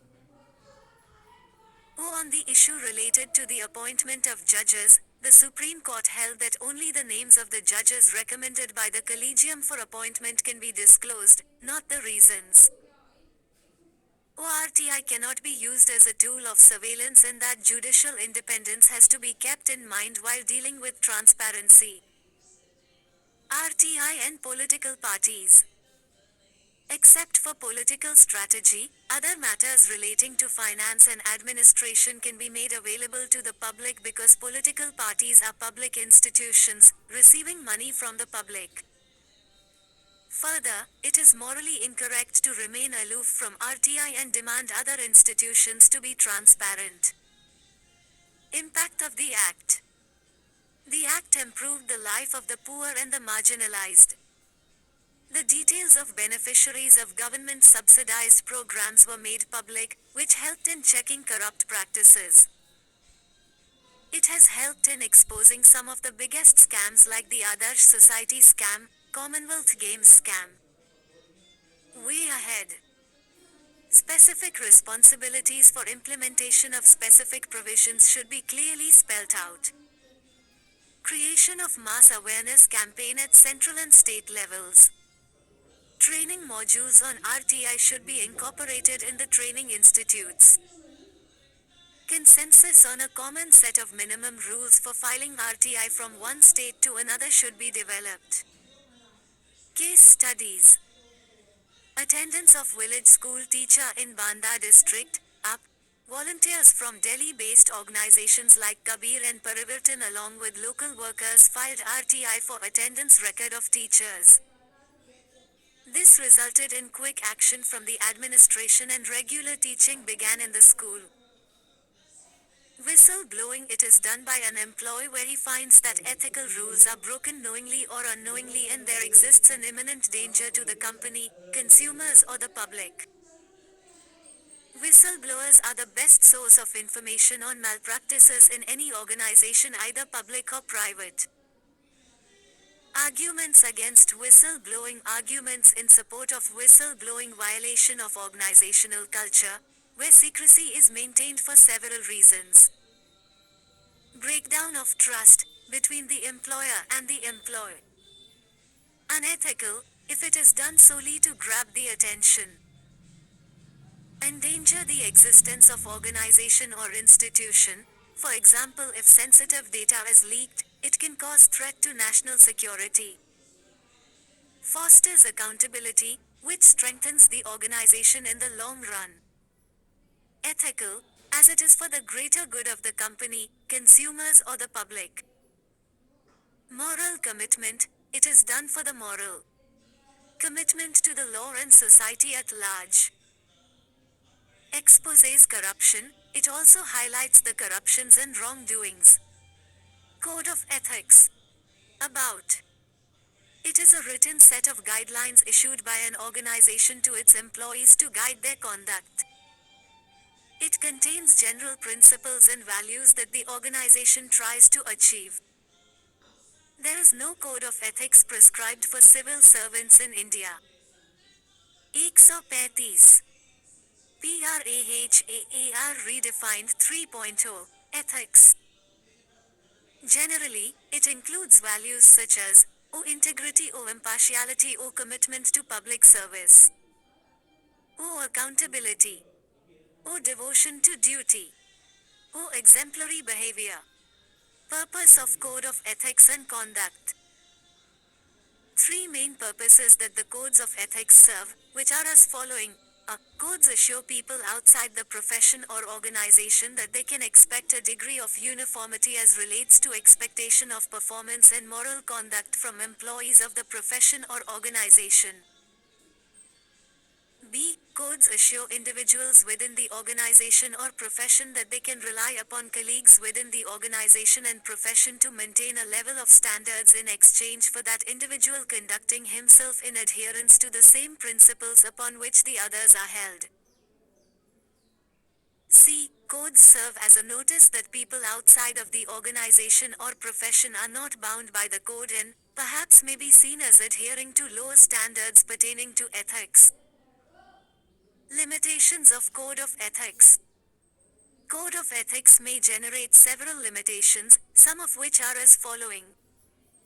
A. A code of ethics cannot provide guidance for every individual in every situation. B. Ethical code through guidelines helps ensure public trust but cannot be enforced through criminal or civil code. C. Limited to the imagination of individuals. D. Public service is a profession that must be governed by an inherent set of rules that do not come from reading a specific code. Codes of conduct. It is a set of rules outlining expected behavior from members of the organization. In India, the central government has issued conduct rules for government employees known as Central Civil Service Conduct Rules, 1964. Some of the rules are 1. Using the best judgment, civil servants should act independently according to the rules and unmindful of any external influences. Though written orders, oral orders should be followed by written orders. 3. Integrity and devotion. A civil servant should not only refuse bribes but also display intellectual honesty. Devotion implies completing the work in prescribed time limits within expected quality limits. 4. Bar on influence peddling. Rules prohibit civil servants from using their influence to secure jobs for their family members. 5. Financial propriety. Civil servants are not allowed to organize subscriptions or donations. They are expected to arrange their private finances prudently. Share. Observing social laws and cultural norms. For example, they should neither accept nor offer dowry. Difference between Code of Ethics and Code of Conduct. Code of Ethics, Code of Conduct. 1. It covers broad guiding principles of good behavior and governance. Though it is expected to be followed. 1. It is more precise and stipulates a list of acceptable and unacceptable behaviors. Though it is mandatory. 136. PRAHAAR redefined 3.0 Ethics. Theme. It is generally applicable to culture, education, or religion. 4. It is a set of principles which influence judgment. 5. Generally, ethical standards are non-specific and are designed to provide a set of values or decision-making. Share. It enables employees to make independent judgments about the most appropriate course of action. Theme. It is generally applicable to an individual's official or professional conduct. 4. Code of conduct is a set of guidelines that influence employees' actions. 5. Conduct standards generally provide a fairly set of expectations about which actions are required, acceptable or prohibited. Share. It enables employees to work in compliance with rules and actions are guided by the codes. Second ARC Suggestions on Ensuring Ethical Conduct. The Second Administrative Commission Report, ARC, has suggested the following. 1. Partial state funding of elections. Though. Tightening of Anti-Defection Law. Theme. Tightening the provision of Prevention of Corruption Act. 4. Making corrupt public servants liable for paying damages. 5. Confiscation of illegally acquired property. Share. Speedy trials. 7. Creation of Lokpal at national, state and local level. 8. Deletion of Article 311 so that quick actions can be taken against delinquent public servants. No. There should be measures to protect honest civil servants. Citizens Charter. It is an undertaking by a public institution to provide a certain level of service to its customers. It is the means of solving day-to-day problems which citizens experience. It places the citizens at the center of administration instead of treating him as passive recipient. Principles of Citizens Charter. Significance of Citizens Charter. 1. Wide publicity on the standards of performance of public agencies. Though. Assured quality of services. Theme. Access to information along with courtesy and helpful attitude. 4. Choice of and consultation with citizens. 5. Simplified procedures for receipt of complaints and their quick redressal. Share. Provision of performance scrutiny with citizens' involvement. 1. Citizens now have a clear understanding of service delivery standards which has helped in ensuring accountability. Though. It has minimized the opportunities for corruption. Theme. It makes the citizens aware of the intent of service providers. 4. It incorporates citizens' feedback in improving service delivery. 5. It ensures better service quality. Grievance redressal mechanism. 137. PRAHAAR redefined 3.0 Ethics. Challenges with Citizen Charter. Lack of legal status which makes it toothless. Lack of awareness among the citizens. Limitation of resources, particularly at the local level, affects supply side. All the characters under the parent organization remain the same, which overlooks the local issues. Lack of flexibility to change as per the evolving needs of the society. Issues with the standards delivered in absence of criteria to measure standards. Way ahead, Sevottam model of service delivery, it is based on three factors, viz. Implementation of Citizens Charter, implementation of grievance redressal system and service delivery capability. Updating Citizen Charter, with the changing times and scenarios. 7-step model for citizen centricity, which has been suggested by Second Arc. It creates a database on consumers' grievance and redressal, educates the public, considers the needs of the senior citizens and the disabled while framing the charter. Work culture, it is regarded as a set of practices, values and shared beliefs within an organization and in its employees. It decides the way employees interact with each other and how the organization functions. It is the product of the organization's history, traditions, values and vision. Characteristics of healthy work culture. 1. There is respect for fellow workers. Though conflicts are minimum and are resolved after considering the underlying cause. Theme. Impartiality in treatment of employees. 4. An employee is judged only by his work and nothing else. 5. Employees' participation in the decision-making process is improved. 6. Existing skills of the employees are enhanced through workshops, seminars etc. Work ethics, it is the commitment to fulfill the official responsibilities with dedication, involvement and sincerity. It implies that work is appreciated and not taken as a burden. Characteristics of ethical work 138.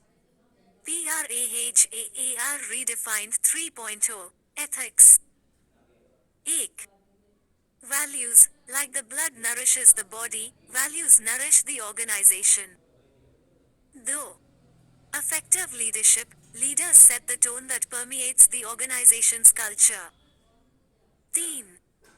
Balancing of stakeholders, so that mutual tension is resolved. 4.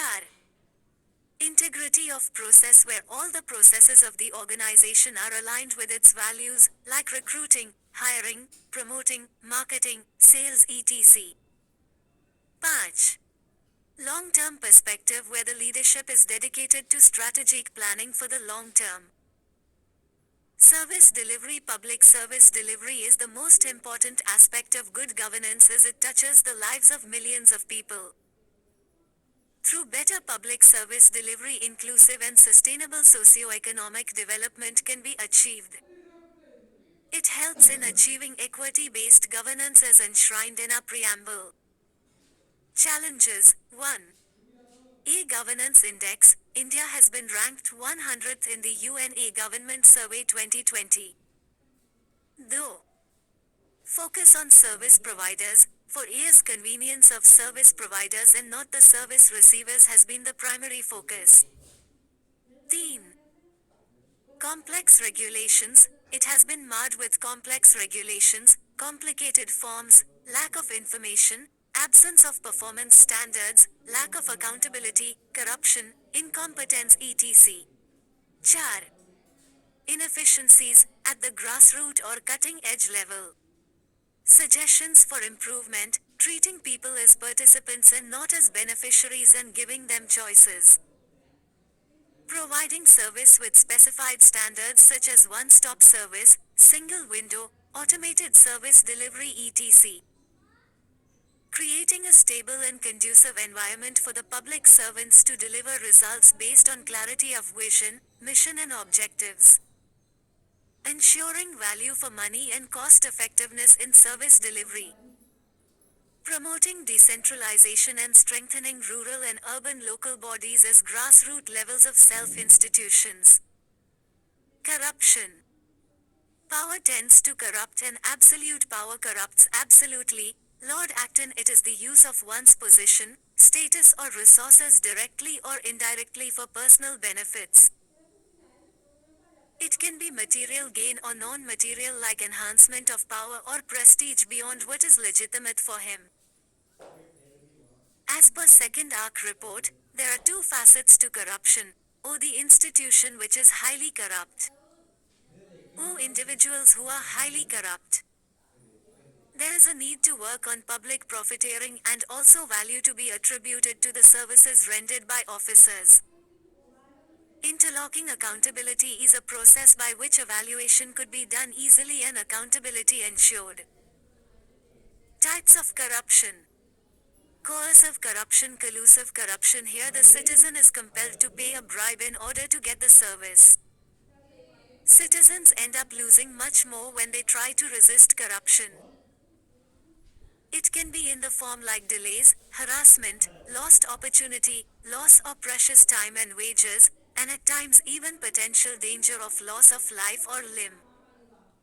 There is collusion between the bribe giver and the public servant.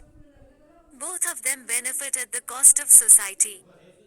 For example, in awarding contracts for public works and procurement of goods or services, recruitment of employees etc. 139 PRAHAAR redefined 3.0 Ethics. Challenges posed by corruption. People benefiting from corruption try to maintain the status quo and resist any reform. Corruption discourages capital inflows and FDIs. It lowers productivity and reduces effectiveness of industrial policies. Countries with higher corruption have lower social investments like education, healthcare etc. It leads to inequality among the masses. The recent Oxfam's report on inequality points towards this. Undermines ease of doing business. Corruption in the public services sector carries high risks for conducting good businesses. Companies are likely to receive unwanted red tapes, petty corruption, bribes for finalizing any procedures or deals. Corruption leads to the loss of legitimacy of the political systems and gives free hand to non-state actors. Example: left-wing extremism. Causes of corruption. Santhanam Committee identified the following causes of corruption in India. Government taking upon itself more than what it could manage by means of regulatory functions. Scope of discretion in the exercise of powers vested in the various categories of government servants. Cumbersome procedures in dealing with various matters in dealing with the public which were of importance to citizens in their day-to-day life. Other reasons, the weak legal framework for punitive action, because of ill-defined policies, weak regulatory frameworks and large indiscretion among ministers and high public officials. Political corruption, due to the vast geographical area of a constituency, with more than 2 million voters in many cases, a candidate has to spend huge money to contest the elections. Over-regulation, combined with a weak state fosters corruption. Bureaucratic red tapeism and abetting corruption. This has been highlighted suitably by Robert Merton as, when the rule becomes more important than the game itself. Rise of the elites and the post-liberalization corruption. The mega corruption thrives because of a nexus between big business, politician and bureaucrat as highlighted by Transparency International. Ways to tackle corruption. Strict adherence of Code of Conduct and Code of Ethics. The Code of Conduct established for various officials needs to be backed by a Code of Ethics which needs to be imbibed internally by the officials. This will ensure that there will be no need to coerce public officials to show ethical behavior. Effective implementation of institutional measures. Strict and evolved implementation of the accountability mechanisms, be it effective laws, mechanisms, procedures and tools in accordance with the changing dynamics of the requirements of the society is crucial. Use of technology. Use of e-governance and ICT tools to build dynamic and continuous exchanges between key stakeholders, ensuring transparency and accountability in governance. Act globally and locally. Corruption is a global problem that requires global solutions. Keep citizens engaged in corruption at local, national, international and global levels in line with the scale and scope of corruption. Power of the people, citizens also need to undergo attitudinal change and must refrain from bribing officials through speed money to get their work done faster. Conclusion: if corruption levels in India are reduced to those in Scandinavian countries, GDP would increase by 1.5% and investment would increase by 12%. If all overseas black money is brought back, India can pay back its debt. Corruption laws in India.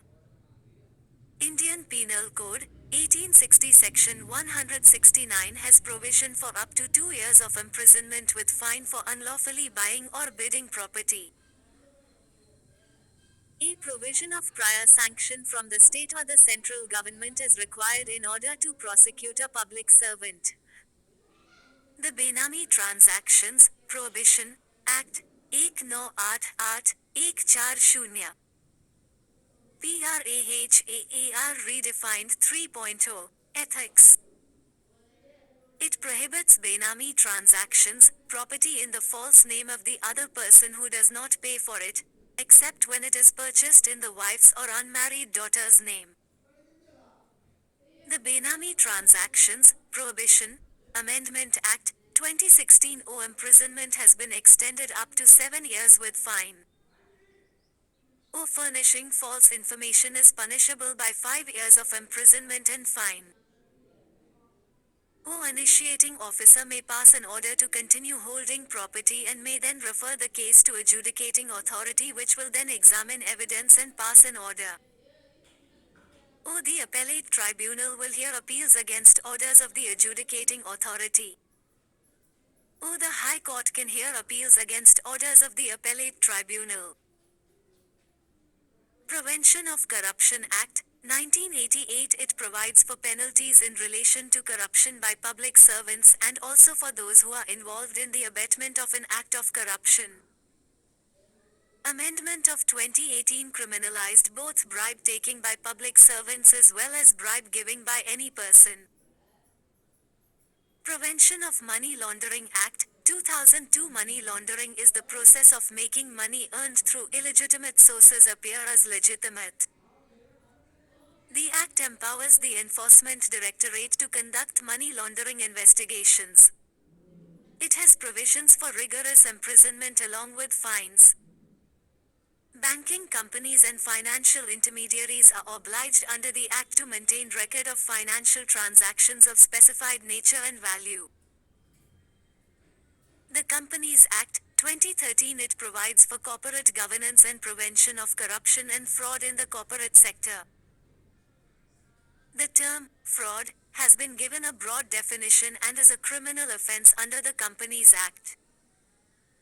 In cases involving fraud specifically, the Serious Frauds Investigation Office, SFIO, has been set up under the Ministry of Corporate Affairs, which is responsible for dealing with white-collar crimes and offenses in companies. The SFIO conducts investigation under the provisions of the Companies Act. Institutions for dealing with corruption. Lokpal and Lokayukt Act, 2013 provided for the establishment of Lokpal at the union level and Lokayukt at the state level. They inquire into allegations of corruption against certain public functionaries. Jurisdiction of Lokpal includes the Prime Minister, Ministers, MPs, Group A, B, C and D officers and officials of the central government. It has powers of confiscation of assets or other benefits acquired through corrupt means. Issues with Lokpal: complete exclusion of judiciary, which hampers the prospects of making judiciary accountable. No full authority to investigate the Prime Minister. The Act prohibits inquiry against the PM in certain cases like atomic energy etc. Not much protection to whistleblowers, which acts as an impediment in drives against corruption. Delay in appointment of Lokpal. For years, appointment of Lokpal was delayed over technical issues. Chief Vigilance Commission. The Central Vigilance Commission is the apex vigilance institution. The CVC was set up by the government in 1964 on the recommendations of the Committee on Prevention of Corruption, headed by K. Santhanam. The CVC is independent of any ministry or department that is only accountable to Parliament.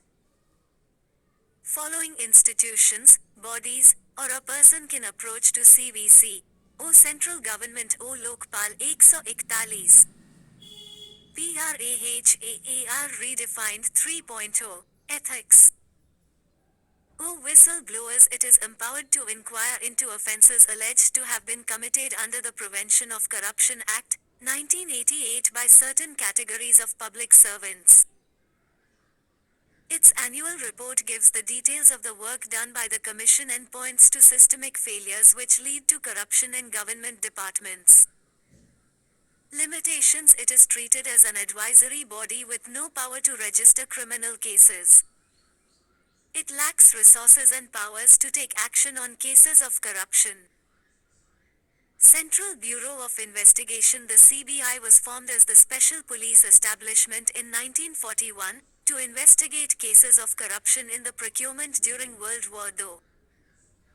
The CBI was formed by a resolution of the Home Affairs Ministry on the recommendations of Santhanam Committee. Its important role is to prevent corruption and maintain integrity in administration. It works under the supervision of the CVC. It investigates cases connected to infringement of economic and fiscal laws at the request of the department concerned or in consultation with the concerned department. It investigates crimes of a serious nature, that have national and international ramifications, and committed by professional criminals or organized gangs. It coordinates the activities of the various state police forces and anti-corruption agencies. It maintains crime statistics and disseminates criminal information. The CBI is India's representative for correspondence with the Interpol. Issues. Lack of independence. CBI is dependent on the Home Ministry for the staff. Political interference. CBI has been termed as a caged parrot by the Supreme Court due to excessive interference by the government. Dependence on the state government. CBI needs consent of the state in question before starting the investigation. Recently, State of West Bengal withdrew the general consent given to the CBI. Lack of accountability, as CBI is outside the ambit of RTI. Prior consent. Central government is required to start an investigation on officers of the level of Joint Secretary and above. How to bring probity in governance? 1. Bringing accountability and transparency in governance through RTI and digitizing the process. 2. Strengthening Panchayati Raj institutions as platform for citizens' participation. 3. Making grievance redressal mandatory. 4. Bringing public participation in service delivery through PPP model. 5. Privatization of certain sectors where private firms have proven efficiency. 6. Imparting values-based training to officials. 7. Electoral reforms and strict adherence to guidelines and rules. 8. Strengthening of the ombudsman system for independent scrutiny. 9. Effective implementation of citizen charter. Thus, removing human-to-human contact with e-governance. 11. Regularizing social audit. E-governance. It is the application of information and communication technologies, ICTS, to the process of government functioning to achieve simple, accountable, speedy, responsive and transparent governance. It represents a journey from passive information giving to active citizens' involvement. Why e-governance? 142. PRAHAAR redefined 3.0. Ethics. ICT applications impact upon the structures of public administration systems. Technological advancements facilitate the administrative systems by enabling 1. Administrative development and 2. Effective service delivery. Administrative development, ICTs can be used and are being used now to give further impetus to the process. They help in the following manners: automation of administrative processes, paperwork reduction, improving quality of services, change in administrative culture by introducing transparency, accountability, etc. Elimination of hierarchy. Effective service delivery. ICTs play an important role in effectively delivering services to the people. ICTs ensure 1. Transparency. 2. Economic development. 3. Strategic information system, i.e., making available all the aspects of information to the management. 4. Social development. Issues with EGOVERNANCE. Economic social technical cost. It is one of the important factors which acts as a hindrance in digital access. Fraudulent transactions. Government has to ensure that fraudulent transactions don't take place, and at the same time the burden of excessive checks has to be avoided. Funding. It is the foremost issue in e-governance initiatives. The projects that are part of the e-governance initiatives need to be funded either through the government sector or through the private sector. Digital divide. It can occur between the populations who have access to the digital facilities and those who lack it. Resistance to change. Among some groups of citizens, government employees and public policy administrators can lead to laggards. Management of change. The delivery of government services through the electronic media, including EDI, internet and other IT-based technologies, would necessitate procedural and legal changes in the decision and delivery making processes. It demands fundamental changes such as employees need to be delegated more authority. The layering of the decision-making levels leads to re-engineering and appropriate sizing of the decision-making machinery. Privacy. With citizens trusting their confidential information to the government, their privacy has to be protected from getting into the hands of third parties who may misuse it. Tampering of a governance system. As soon as the system is compromised and privileges are raised, the classified information of the e-governance mechanism becomes very much susceptible to illegal adjustments. Interoperability. A major design issue for integrated service delivery sites is how to capture data in a web-based form and transfer it to an agency systems for processing and sharing that information in a common format. Repudiation. Even the attacker can mount a refutation attack during the e-governance transaction, which is the ability of the user to reject its performed transaction. Disclosure of e-governance information. In case of the compromised e-governance system, the undesirable information disclosure can take place very easily. Denial of service. In this technique, an attacker can perform a denial of service DOS attack by flooding the e-governance server with a request to consume all of its resources so as to crash down the mechanism. Cyber crimes. Advancement of science and technology increases the rate of cybercrime. It is a threat to the transactions accomplished between the government and its citizenry within the e-governance methodology. 143. PRAHAAR redefined 3.0. Ethics. Example of EGOVERNANCE initiative in India. Digital India Initiatives, which is an umbrella program to prepare India for a knowledge-based transformation. Some of the initiatives under the given initiatives are: agriculture, e-Naam to link pan-India agri-mandis digitally, women, Nari portal for the empowerment of women, child, pencil for eliminating child labor, science and technology, Kiran for promoting women in science, public, RTI election, SVEP app for educating voters to participate in elections. Internet. NFON to trigger broadband revolution in rural areas. Mobile Seva. It provides government services to the people through mobile phones and tabs. Conclusion. Probity in governance is an essential and vital requirement for an efficient and effective system of governance and for socio-economic development. An important requisite for ensuring probity in governance is absence of corruption, and dealing with corruption is not limited to governance structure, but it pertains to every stakeholder involved in and out of the system. Ethical issues in news. Media ethics. The Press Council of India, along with similar organizations around the world, has the responsibility of promoting media standards by creating a code of conduct for it. It is commendable that our legislators refrained from entrusting the Council with the responsibility of laying down a code of behavior. Ethical significance. A crucial element of democracy is freedom of the press. Public opinion is gathered and shaped by it. Parliamentary democracy can only thrive under media scrutiny. The press's obligation to defend the interests of the people and the country has increased tremendously at a time when the Indian economy is becoming more globally integrated, the media environment is drastically altering, and the Indian press is also going international.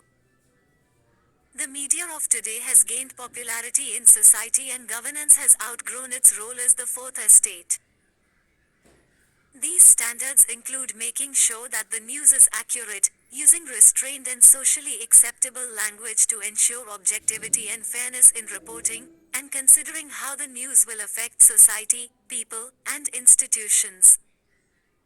Freedom of expression must be regulated and limited by society obligations and ethical standards, even if it is undeniably a fundamental right. Fundamentally, journalistic ethics are the voluntary self-control that journalists must exercise in order to protect and advance the public's trust, uphold their own credibility, and avoid betraying the public's trust. Integrity and fairness. Obligation to consult the subject of any critical reporting before publishing. Obligation to correct factual errors. Obligation not to alter or misrepresent photographs. Conclusion. The renowned journalist Mahatma Gandhi famously observed, "The only goal of journalism should be service." The newspaper press is a powerful force, but just as an unchecked flood submerges the entire countryside and destroys crops, so does an unchecked pen only serve to damage. The evidence is stronger if the control is external. Corruption and civil services in India. What causes the high level of corruption in the civil service? Politicization of the public service. Opportunities for high degrees of corruption dramatically rise when public service positions are given in exchange for political support or bartered for bribes. Lower wages than the private sector. Civil servants now receive lower pay than those employed in the private sector. Administrative delays. The primary source of corruption is a delay in the clearing of files. Colonial legacy of unchallenged authority. In a culture that exalts power, it is simple for public servants to stray from moral behavior. 144. PRAHAAR redefined 3.0. Ethics. Weak law enforcement. Several laws have been passed to combat the evil of corruption, but their lax enforcement has made it difficult to do so. What effects might corruption have?